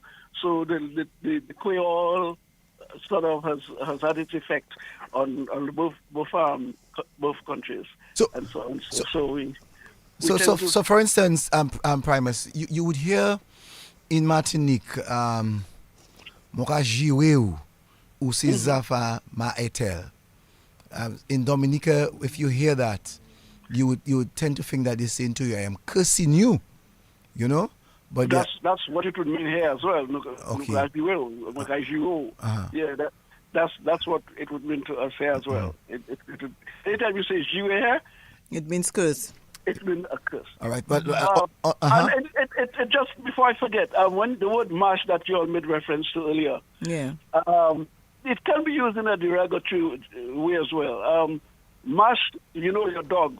If you want to chase your dog, you tell the dog mash to get out of the way. And if somebody is having a sort of an argument, or there's some dispute or whatever that is happening within a group of people, or just to kind of put you off and saying, and especially ladies, Barbie. Yes. And then if you, like, one would say something that is very hurtful to the other, and if she can't respond accordingly, she should just say, mash. We use it in that context as well. And that Yes. would hit a soft point. It would, Yes. so you can use in that context as well.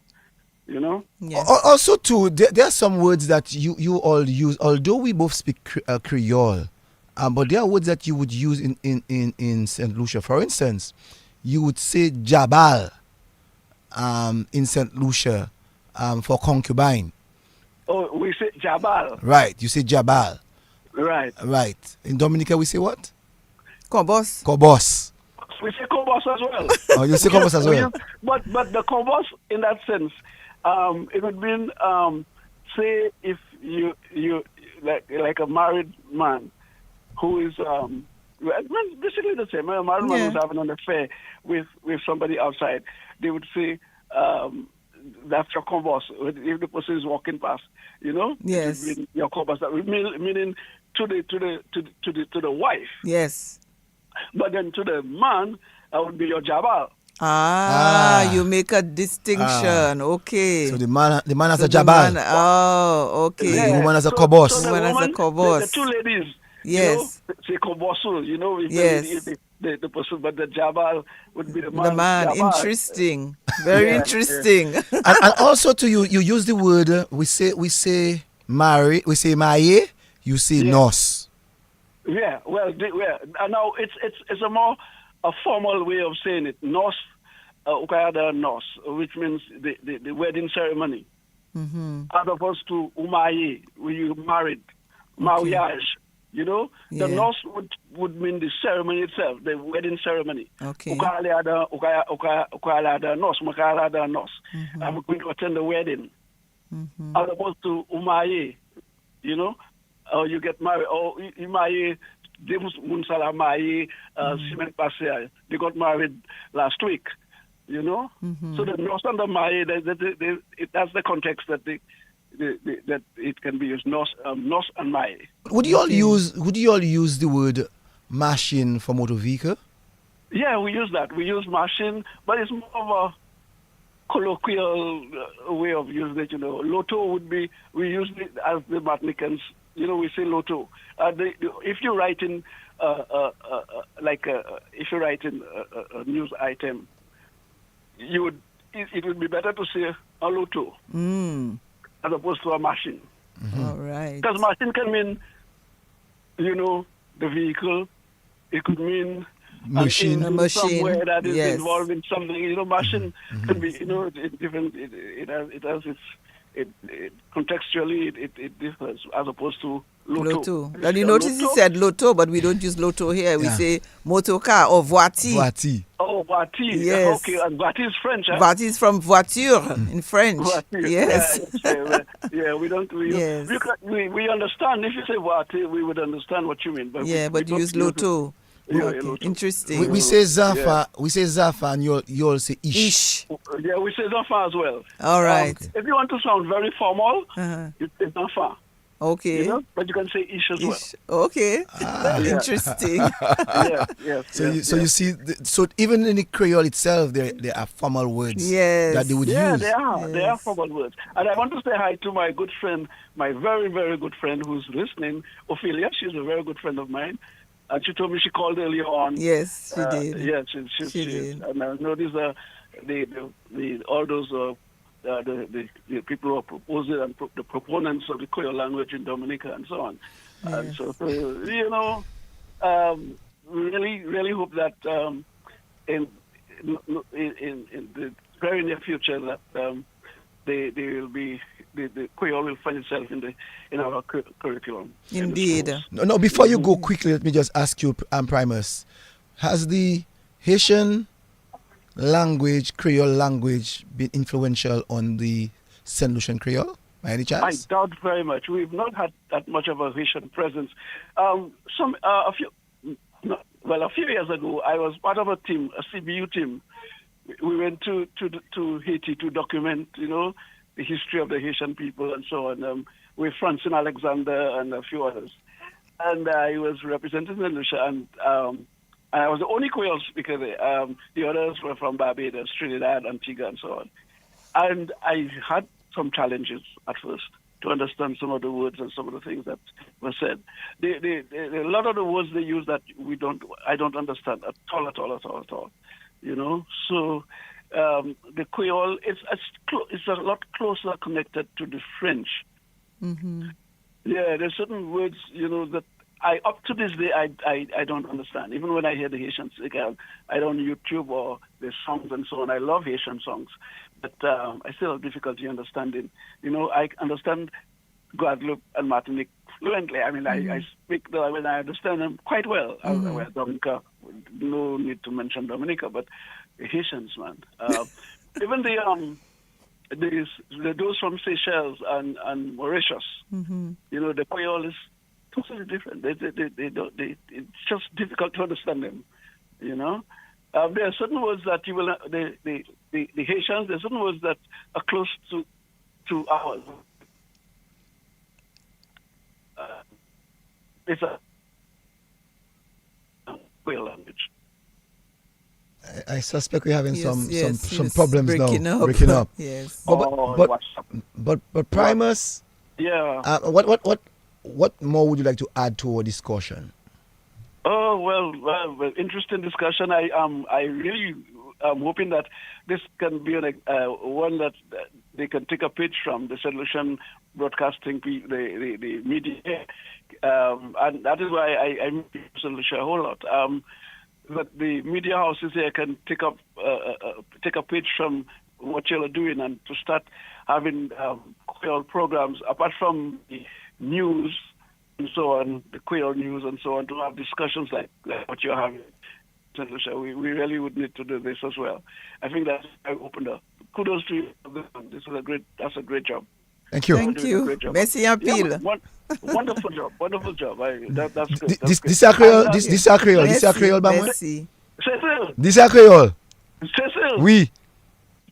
So bude long ka le fait so ba ga venir check we ga. Gasa ou radio gasa. Ou as radio ou oublier ça man. Okay, tu me dis moi apprécier travail la zot ka faire. Donc nous ce qui en média poser bosser zot ka faire. Après ça qui ka la présent c'est plus qui nouvelle. C'est plus qui nouvelle pour faire Creole à sur radio et télévision. Et délai nous avons été discussion, mais ça autre café là, c'est un qui nous supposé en média ici, et fait encore plus ça pour faire mon téléphoner ni discussion à sur télévision et radio à façon qui Dominique Café DBS et pour indiquer nous plus. Moi ça va FRC Café bon travail avec les autres, mais si discussion comme ça fait à sur télévision et radio, ça va pousser encore plus haut et plus mais en cette ci qu'on a fait Dominique après ça. Avec Primus Moledou, merci on l'eau. Merci parce que ça ou dit là c'est pas aisé pour dire ou ça en créole. Parce qu'on est pour changer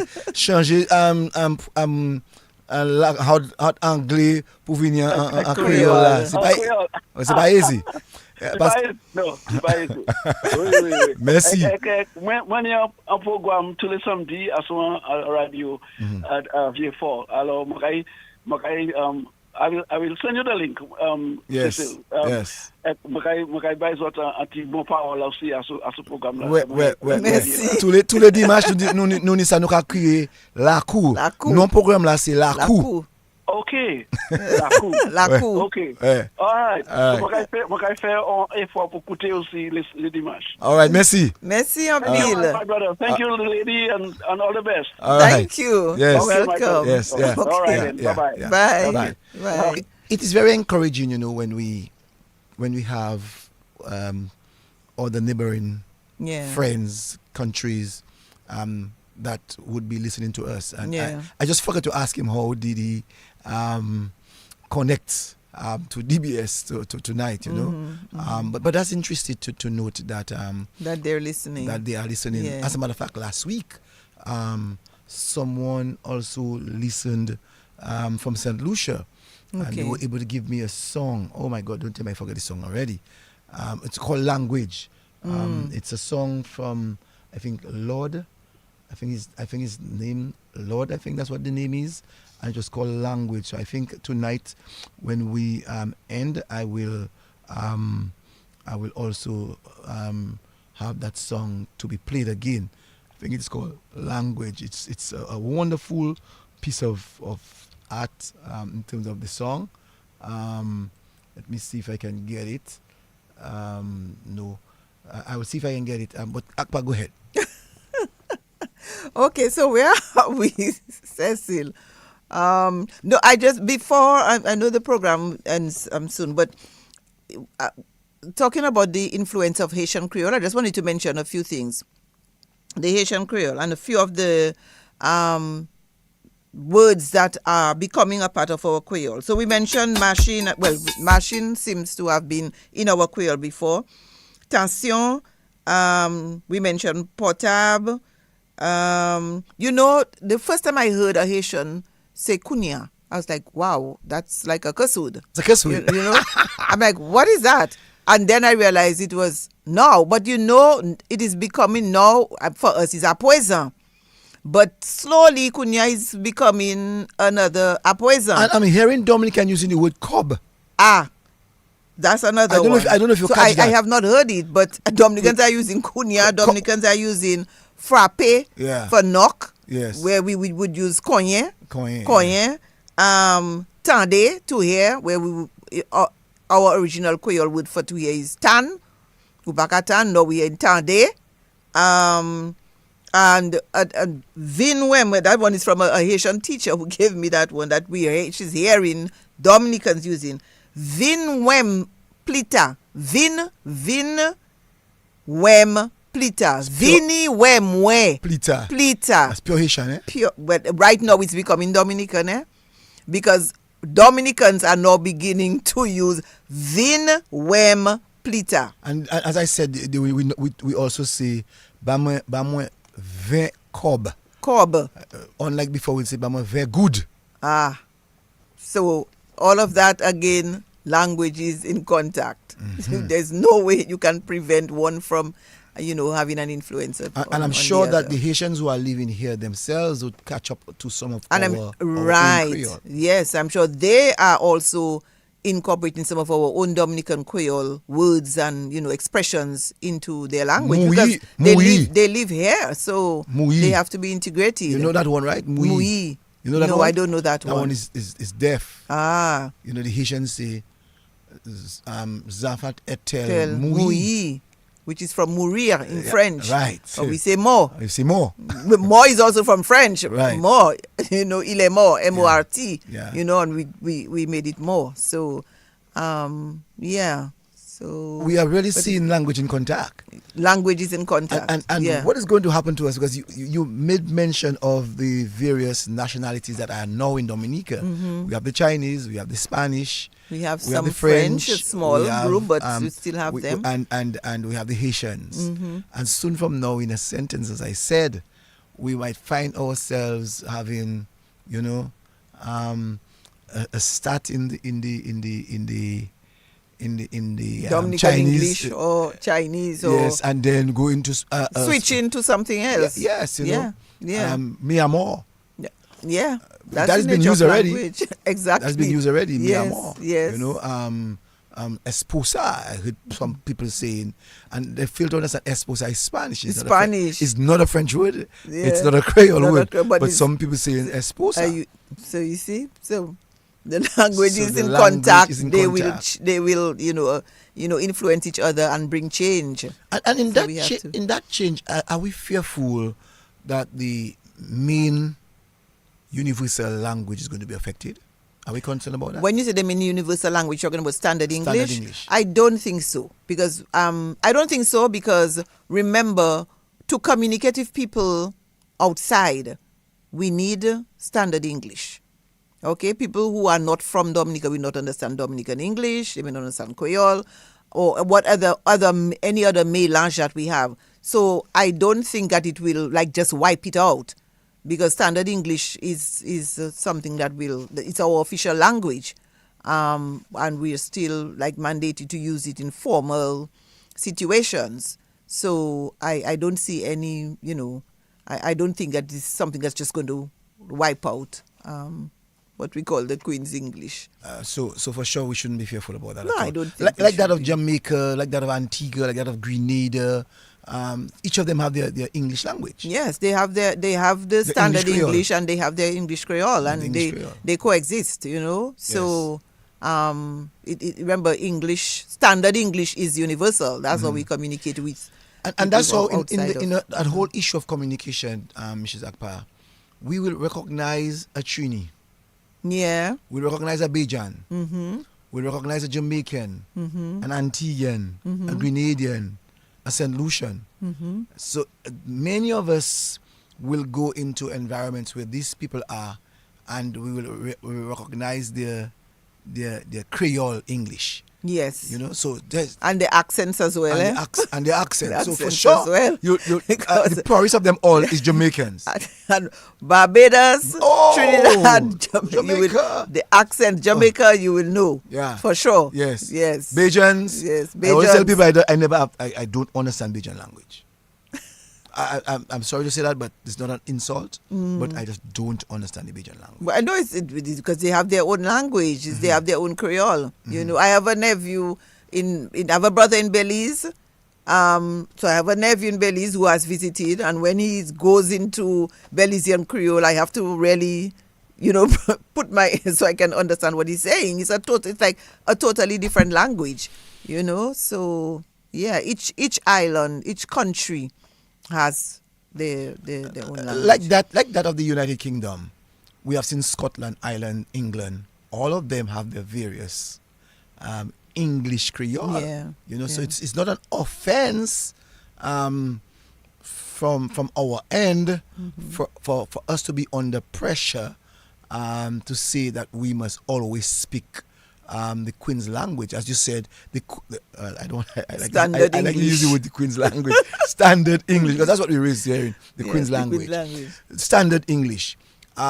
We know when, where to use it, and to whom we use it. Exactly. So at the end of the day, it is comfortable to use. It's very comfortable to use our Dominican English. Like the Trinidadian and the Trinis use their thing. All the time, yeah. All the time. Yeah. And even sometimes they forget themselves and think that everybody's Trini like themselves. Bajans do that too. Yes. They would come to your country and they speak with you and they forget, hey, I'm not in Barbados. And they go into their Bajan English. So it is really interesting to take note of those things, because I think Mrs. Akpa, that some level of ignorance have been spilling out in terms of you must learn to speak only the universal language, and I'm so happy that last week having conversation with Dr. Anselm and now yourself telling us as professionals, yes, it's okay. It is okay. It is okay. I do not speak. I do not speak standard English all the time. I don't. I know where I need to speak standard English, and I'm comfortable speaking Dominican English. I remember the days, when you left you left primary school and you went into secondary school, and not that they didn't teach you in the primary school pronouns and verbs. Not that they didn't. I'm sure that they taught us. I have, you have, they have, he, she, it has. I'm sure they taught us that. But we found ourselves when we entered into the high school, a different level, that we found ourselves with the pronouns, speaking properly with our verbs. And so you'd hear people say to you, but you show off.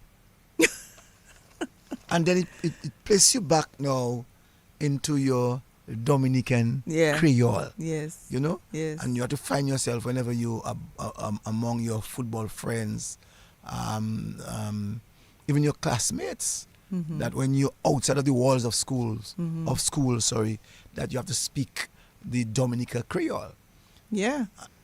And you go back to the Dominican English, you know. Yes, yes. And it's okay. Yes. You know. Because but you see, the thing is, we've heard so much. That is bad English. You know, it's been pumped in our head. That is bad English. You cannot say that it's bad English. And as I say, as a linguist, there's nothing that is bad. You just have to know in what context to use which language. That's another topic by itself. Yes. What I'm going to bring up there is in reference to our fight as a people about the Creole, the World Creole Music Festival. And now that we have been taught last week and this week that every country has its Creole, I would like to now hear the discussion among the people who speak about we should only have French Creole as part of the World Creole Music Festival. I'm trying to wonder if they now would have a change of heart after learning and understanding what we are now understanding about the issue of Creole. But I think it's because when it's the World Creole Music Festival started, that was the aim. The focus was on Creole, French Creole. At that time, you had a lot more bands coming from the French Creole-speaking countries. So those of us who were there from the inception of the World Creole Music Festival, that was the idea, I think, the concept. But as we went along, you know, it started to change. So that is a whole that's a whole debate. You know, that is a whole a subject that a whole other debate. So that's why I said that's a different debate, and I suspect that's just me saying that. I hope no one takes the idea. Closer to Independence period, or closer to the World Creole Music Festival, that DBS Radio should have a program that will deal with the issue of the Creole language. The term Creole. The term Creole. Yes. You know, the yes. term, just discussion on the term yes. Creole. Because we are still very much confused as a people when we talk about the World Creole Music Festival, whether we actually mean the French Creole or do we now mean Creole in a more general sense term. Yes. So we know that Trinidad has its own Creole. We know Africa has its own Creole. Because I was making the point to Gregory Rabes 2 Sundays ago, or 3 Sundays ago, where even when this guy Burna Boy came to Dominica, I heard in his music, you know, a lot of kadas into his repertoire. Okay. And so I do not know if it's because of the influence of the Creole. Somebody's on the telephone. Good evening to you, caller. Yes, Cecile, how are you? I'm doing great, thanks God. And you? I am good, thank you. And to Mrs. Am I saying it right? Akpa? Akpa. AKPA. Akpa. Yes. Good evening, ma'am. Good evening. Well, it's good to hear you talking about the Creole. Cecile is Creole, eh? Yes. What did I say? I use the English one, Creole. It's Creole. You use it. You see the problem? You say Creole. I say Creole, and that is the accepted because we're speaking English. If I'm speaking Creole, if I'm speaking, right? Huh? That is the English way of saying it. Yes, the English way of saying it is Creole. Is that right, Akpa? I always refer to it as Creole. Always. Creole. Creole. Creole. Long way, you know. So now I now have to say KW accent E YO accent over the O and yes, L. Yes. So you want me to say no Creole? Creole. So remove CREOLE. Yes. Okay. All right. I get that. I admire you because you have come a long way. You know, I remember when you started on Lakou. Oh boy! Well, it's really good to hear Mrs. Akpa because you know she was talking about the standard English, and she said that you have to know when to speak it, you know. And Cecilio asking whether the standard language will diminish, but I don't think so. No. Like she said, because once you have mastered the language, and you meet people who speak it, even though you have not spoken it in a long time, it's like retrieving it from your brain, you know. So, can I ask Miss Akpa a question? Do you think that people of African descent speak the most languages? Say that again. Ask the question again, please. I didn't quite get it. Hello? I'm asking, do you think that people of African descent speak the most languages? When you say African descent, I know in Africa there are a lot of languages. Each African country has, you know, a lot of different languages. People of African descent, I mean, all over the world. I'm not just. It's not specifically African. Yes, it's quite possible because I mean we are scattered all over the world, and you know, as we were just saying, even within the Caribbean, we have different Creole languages, even within the small Caribbean region, you know, and then you have other places where you know that will at one time had enslaved Africans. So it is I think it would be fair to say that because you know it's just so widespread, you know. Right. Because it's not just the Caribbean. You have the United States. You have, you know, countries in the Indian Ocean. You have so many. There are so many countries where you had enslaved Africans. So and you know they went to all of these different places with their languages, and then you have these new languages that were born. So yes. Yes, and I was talking to a friend earlier on today. She's from Jamaica, and I was just saying, you know, all the islands in the Caribbean are so unique because we have our different way of speaking our patois, you know, and to hear you say that again tonight, you know, that just confirmed what I was saying earlier today. Yeah. Yes, and I was, when I was at work one year, I was talking to a Nigerian lady, and I mentioned the big K. And she said, That is African. Yes, you said Beke too? I said, yes. Yeah. I remember also reading Paul Alexander's book, and he was saying that a lot of the West African people came to Grand Bay. So I guess we still have a lot of some of the African words in the way we speak our patois. Oh, yes, we do. Yes. Yes, but we do. It's a very interesting program, as usual. The program is taking, you know, leaps and bounds, and I really thank Cecil, you know, for having that program every Sunday night. You know, it's really entertaining and it's educational. All right. Thank you very much, caller. Nice talking.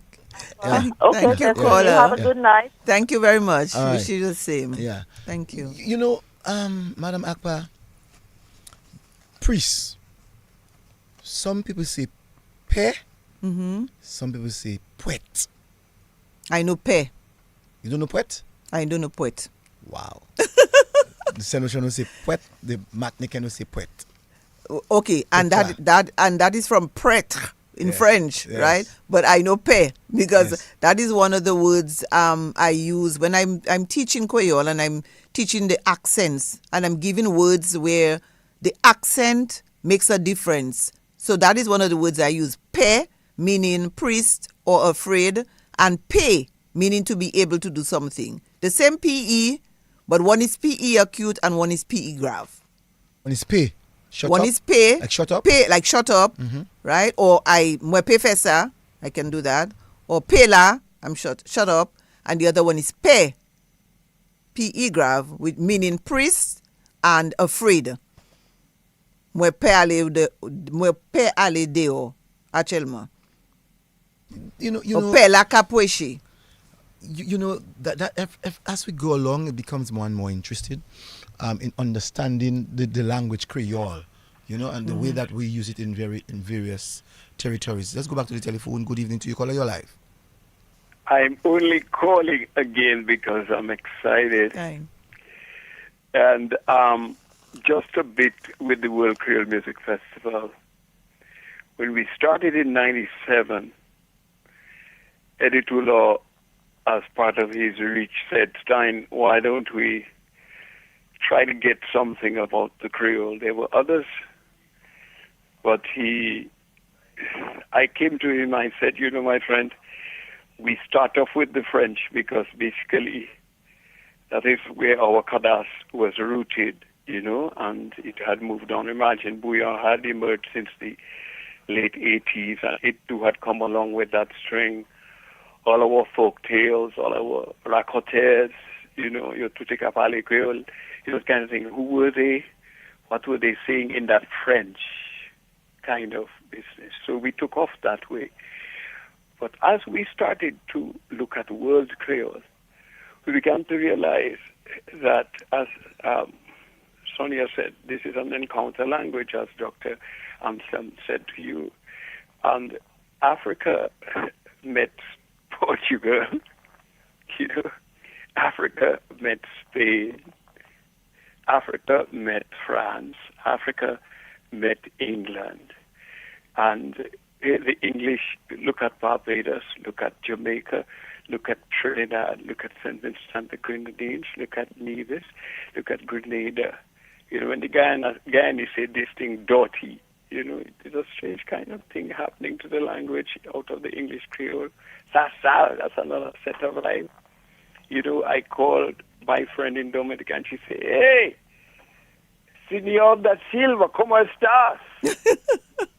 And I said, muy bien. And she said, it's time, what go on? What happened there? I said, me there, you know, girl, you nice? She said, oh, yeah, me good.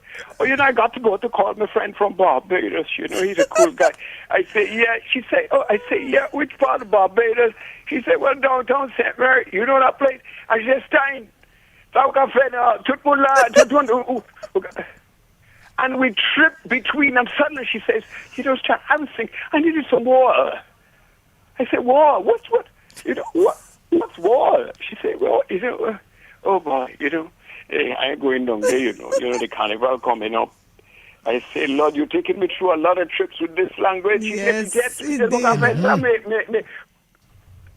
So here, Eddie Toulaw had a trouble because he was time. If you're saying it's a French encounter, we have all of those French bands coming in, Martinique, Guadeloupe, Haiti.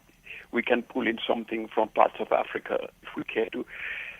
Eddie Toulaw was so passionate about not only the language. He drew buckwheat. Cecil, you remember buckwheat? From out of Louisiana.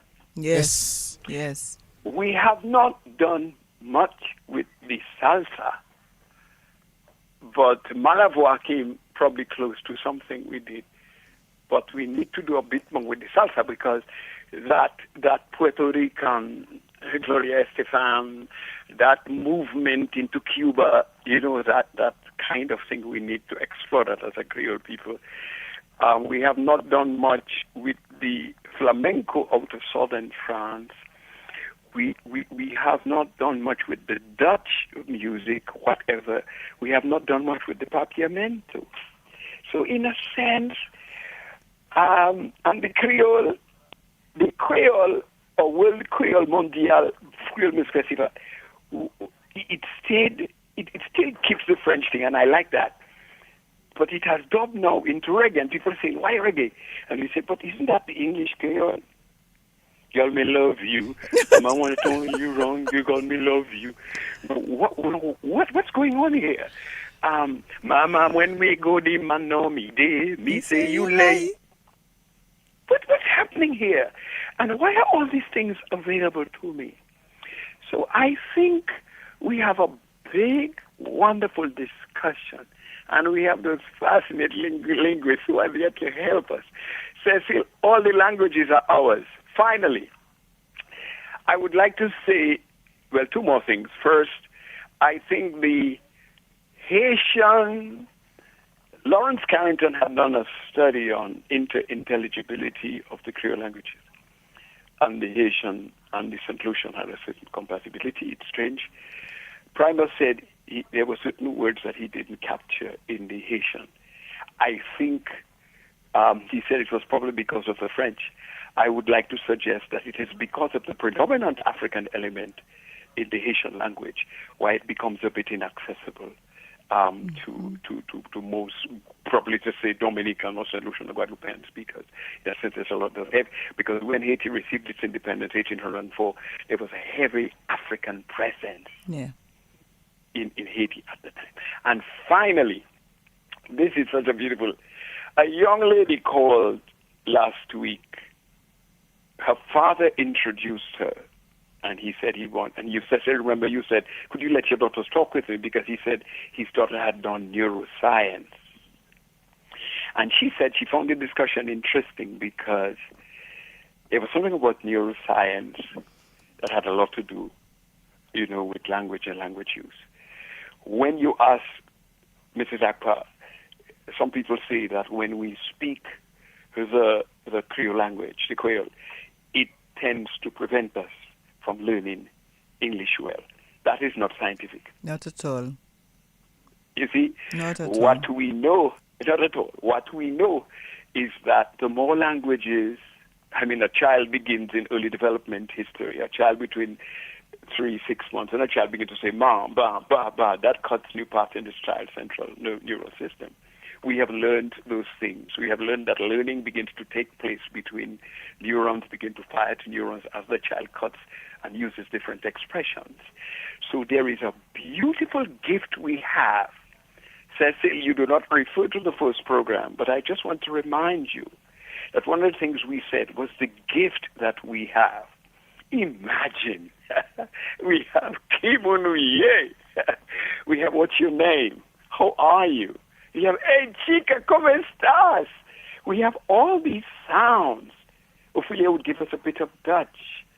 We have all these beautiful things impacting our neural system and cutting new paths and opening us to forms of wonderful learning. Maybe one day that young lady from Dominican parentage who's doing neuroscience and has developed an interest in language, Dominican language, Creole language, standard language, Spanish language, French language, Dutch, Chinese. Actually, Cecil, the ideogram for wisdom in Chinese, guess what it is? For wisdom, it is lightning and wind. My dear friend, it is a pleasure to work. It is just so nice to talk with you all. Have a great evening. Thank you very much, Cecil. Thank you very much, Celine, for allowing me to talk. Bye-bye. Thank you, Dr. Steinberg Henry. Thank you, Dr. I really Henry. appreciate that, Dr. Steinberg Henry, for your contribution, sterling contribution at that. Yes, thank you, Stein. No, Madam Akpa, I want to go, but at the same time, I'm forced to ask certain things as it creep up into my mind. The caller before Dr. Steinberg Henry made mention when I used the word Creole. She said, no, it's Creole, which is the KW grav Y-O-L. Y accent O-L. Mm-hmm. No, and we spoke about the World Creole Music Festival. Mm-hmm. We always see the word in English. Mm-hmm. Creole. World Creole Music World Festival. Creole Music Festival. Yeah, because Creole, as I understand it, is the French Creole. Mm-hmm. Creole is what we speak in Dominica. It's, it's a French Creole. Creole, and that is could go into a whole discussion. Creole is a much broader term, and there is a lot of debate on the actual meaning of the word Creole. So that is, it's something that could take hours to debate. Mm-hmm. But Creole is a much broader term, because as I said, you have Creole languages in all of the Caribbean islands. Creole is specific. It's narrowed down. It's more specific. No. Yeah. I want to find out because I know that the cloth came from India, and that's Madras. Mm-hmm. Is it a French Creole, or is it that of an Indian language that we adopted by calling the cloth Madras? Madras. That I'm not too sure. I know it is from India. That's for sure. And maybe Madras comes from India. You know, we just creolize it and we say Madras. You know, but it could be from India. So I don't think it is really a Creole, you know, fabric or thing. It's you know, it's from a specific country, and it is not, India is not a Creole speaking country. French Creole speaking country. French Creole speaking country. No, I am tempted to ask earlier on, but I will now ask. You have something on your head. How do you call it? Tete Maui. Tete Maui. Yeah, and a lot of people would call it Tete Casse. But my dear friend, Miss Aileen Burton, who is an expert, makes a Tete Casse is a type of headpiece, one specific type of headpiece.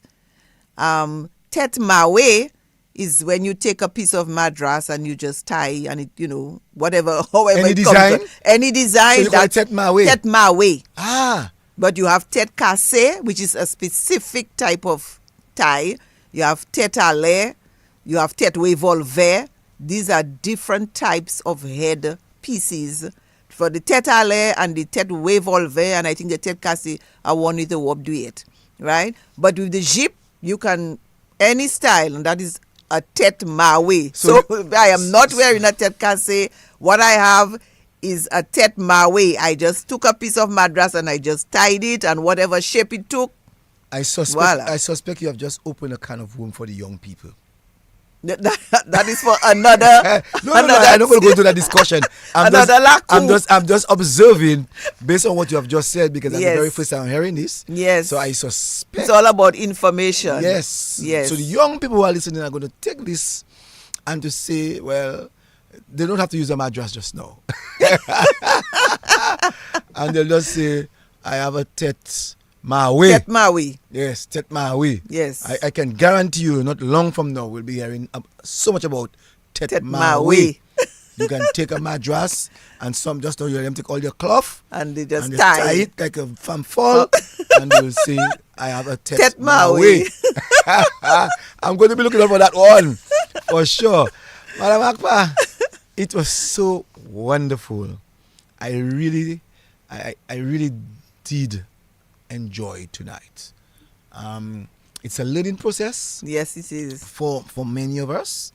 For all of us. For all of us. All of us. We have heard different statements and different phrases and different words from various people that called in tonight. So it's a learning process for us. You spoke about, some persons say portable, some people say telephone. Telephone. Some people say jouet. Some people say something else in a different way. Yeah. Some people say jabal. Some people say kobos. Some people say nos. Some people say mai. Right. So tonight it was a real information period where a lot of us who sat here or sat at home, listened, or wherever they were, listened, I'm sure that they were satisfied with the program tonight. Your last words? It was an absolute pleasure to be on the program. Lakou. I like the name, Cecil Lakou. It was delightful. I enjoyed it. I enjoyed it was interactive because we got a lot of calls and, so that was really fantastic. I just want to thank DBS for inviting me. Thank you for the work that you're doing towards promotion and preservation of the Creole language. And that has been for decades. My very first research project was on the use of Creole on DBS radio, and that was in the early 80s. So DBS has been doing this for a very long time. So I just want to say thanks to DBS, and I want to say thanks to my family, my husband, for his patience, because he has seen his patience in me, always working on some linguistic project, and my special young people, my children, Sarita and Samaken, and also Rena, because he's interacting with them. I was able to get all of these things, new things that young people are bringing into the language. And I'm doing all of this, I should say to you, Madam Akpa. I hope you don't mind the word Madam. No, not a lot of people call me Madam Akpa. That's because I was national correspondent for La Francophonie, so a lot of my work involved French. Yes. So there are a lot of people who call me Madam Akpa. So that's okay, Cecile. I'm doing all of this because outside of the preservation, I need to help our young people to know where they are traversing. Too many times we're hearing people saying to them that this is wrong. For the very first time now, they're hearing that it is okay, you know, to express themselves. Express yourself. Yes. We have heard for such a long time that the adults don't want to listen to the younger ones. We heard these 2 programs where the opportunity now is being expressed loudly on national radio station, that it is okay to express yourself. It is okay to speak the way that you speak. But, which is a conjunction, as we always say, context. There has a context. Yes, context. And with that context, it deals with the issue of where you are, who you're speaking with, and what you're about to do. What is the occasion? What is the occasion? Yes. And that is important. Yes. And so I took the opportunity to also help and to guide and to put knowledge into the minds of many people, not just necessarily young people, but many people who spoke of May 29th and may not even understand what May 29th was. What did we learn from May 29th? What is the lessons that we have since been taught about May 79 and what we are doing from there? I took the opportunity to talk to people about what the Yard has done, the Lakou has done to make us who we are. Yes, indeed. You know what I'm saying? Indeed. So your strength in the Creole today is because you had a particular Lakou. Yes, where indeed. your granny from Penville spoke and you had to relate to her. And so it started your educational process started way back as before you were a teenager. Yes, long before. And some people don't take that as a note. Some people say, well, I go to school and I learn well. That's not always what it is. No. So the Lakou tends to help us to have a greater gives us our foundation. That is it, you know. So you find that children who loves to count money maybe will be into business. And that comes from the Yard. We find that children who just love running up and down, climbing trees, you know, and developing a particular art.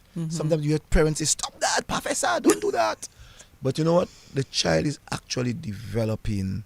You know, I remember as I'm saying that a child, my wife, nephew, a young little boy, Stefan is his name. And Stefan used to just run. And his auntie would say to him, Stefan, you're tired, run then. And I used to say to her, let the child Let him run. Let him run. And today I spoke to the father a few days ago, and he lives in St. Kitts, and the father said to me that he's going to go, I think, England or somewhere to do what? Running. Athletics. Yes. Yes. You know what I'm saying? Yes. So that's what the Yard does. Yes. That's what the Yard does. Nurtures, it gives you a sense of, you know, belonging, and it prepares you for what's to come in the future. So please, parents, let us guide our children. Yes. Let us preserve them. Let us be their guard. But please, when you see them doing some things, I looked at a video some time ago. Allow them to explore. A video some time ago about Ronaldo. And Ronaldo's father was a soccer player, came from a very poor family. His father didn't represent Brazil. His brother started, and they continued because Ronaldo showed some great interest in soccer, and he became one of the best football players. Exactly. So the Yard has taught us, the Lakou has taught us quite a lot, and that's why every Sunday I make it my business to really help people to have a greater understanding. I even look at the issues of how we ourselves as boys and girls would have seen the city of Roseau or the tongue of Roseau. Once upon a time there's one bridge, another time there was 2 bridges. Yeah, and now there are 4. Yes, you know? Once upon a time there's just one outlet in and out of Roseau. Today we can pass Bath Estate. Today we can pass Goodwill, and we can still pass on the bridges that we have. So there are so many different outlets, unlike before there was just one. Once upon a time there was strata. That is to say, they were the very high class bourgeois, as we normally used to say, and then you had the the other class, the middle class, and then you had today. People tell you that they don't even see the class difference because everybody now has a Things car, have everybody has a changed. home. So what my job is to really help people have a greater understanding as to what the society was yesterday and what it is today. So the Creole that we're speaking about, Madam Akpa, is the fact that many of us went through the struggles where our parents told us, do not talk that language, or put your eyes down because we are not talking to you. Create the ignorance. Today, when you listen to the reading competition, you hear how children are able to express themselves. Yes. We know we're like, wow. Yeah. And even the Creole spelling bee, your children are able to spell in the Creole language. Right. You know. Yes. So let us do what we have to do, Madam Akpa. Indeed. Before we leave this part of the world. Yes. We do not know where the Great Beyond is. Yeah. Nobody has come back, and no one came back to tell and us. Well, the Great Beyond is that. Yeah, indeed. Some people have the view that there isn't no Great Beyond. Some persons tell you that there's a Great Beyond of the Spirit. Some people tell you that there is a second coming. So there are different versions, and I'm not prepared to go into these versions at all. You know, I have my belief, and that's to believe in God. So thank you so very much. Thank you, Cecil, and happy Father's Day. Happy Father's Day to all the fathers, and I want to say hello also to my brothers. Happy Father's Day to all of them, and it is a real pleasure. I sure Mr. Akpa will feel bad that you didn't say Happy Father's Day to him on radio, even if you told him so this morning. Well, I said all the fathers. And I did mention Mr. Akpa and thanked him for his patience and all of that. So he's cool. Yes, thank you very much. All right. Thank you. Merci en pile. All right. I'm not so sure what I want to do next week. I am thinking of going to have something different. I want to go into AI, artificial intelligence, which is taking the world by storm, and I want to get us as a people to prepare ourselves in reference to artificial intelligence. I mean, this is something that is really creeping.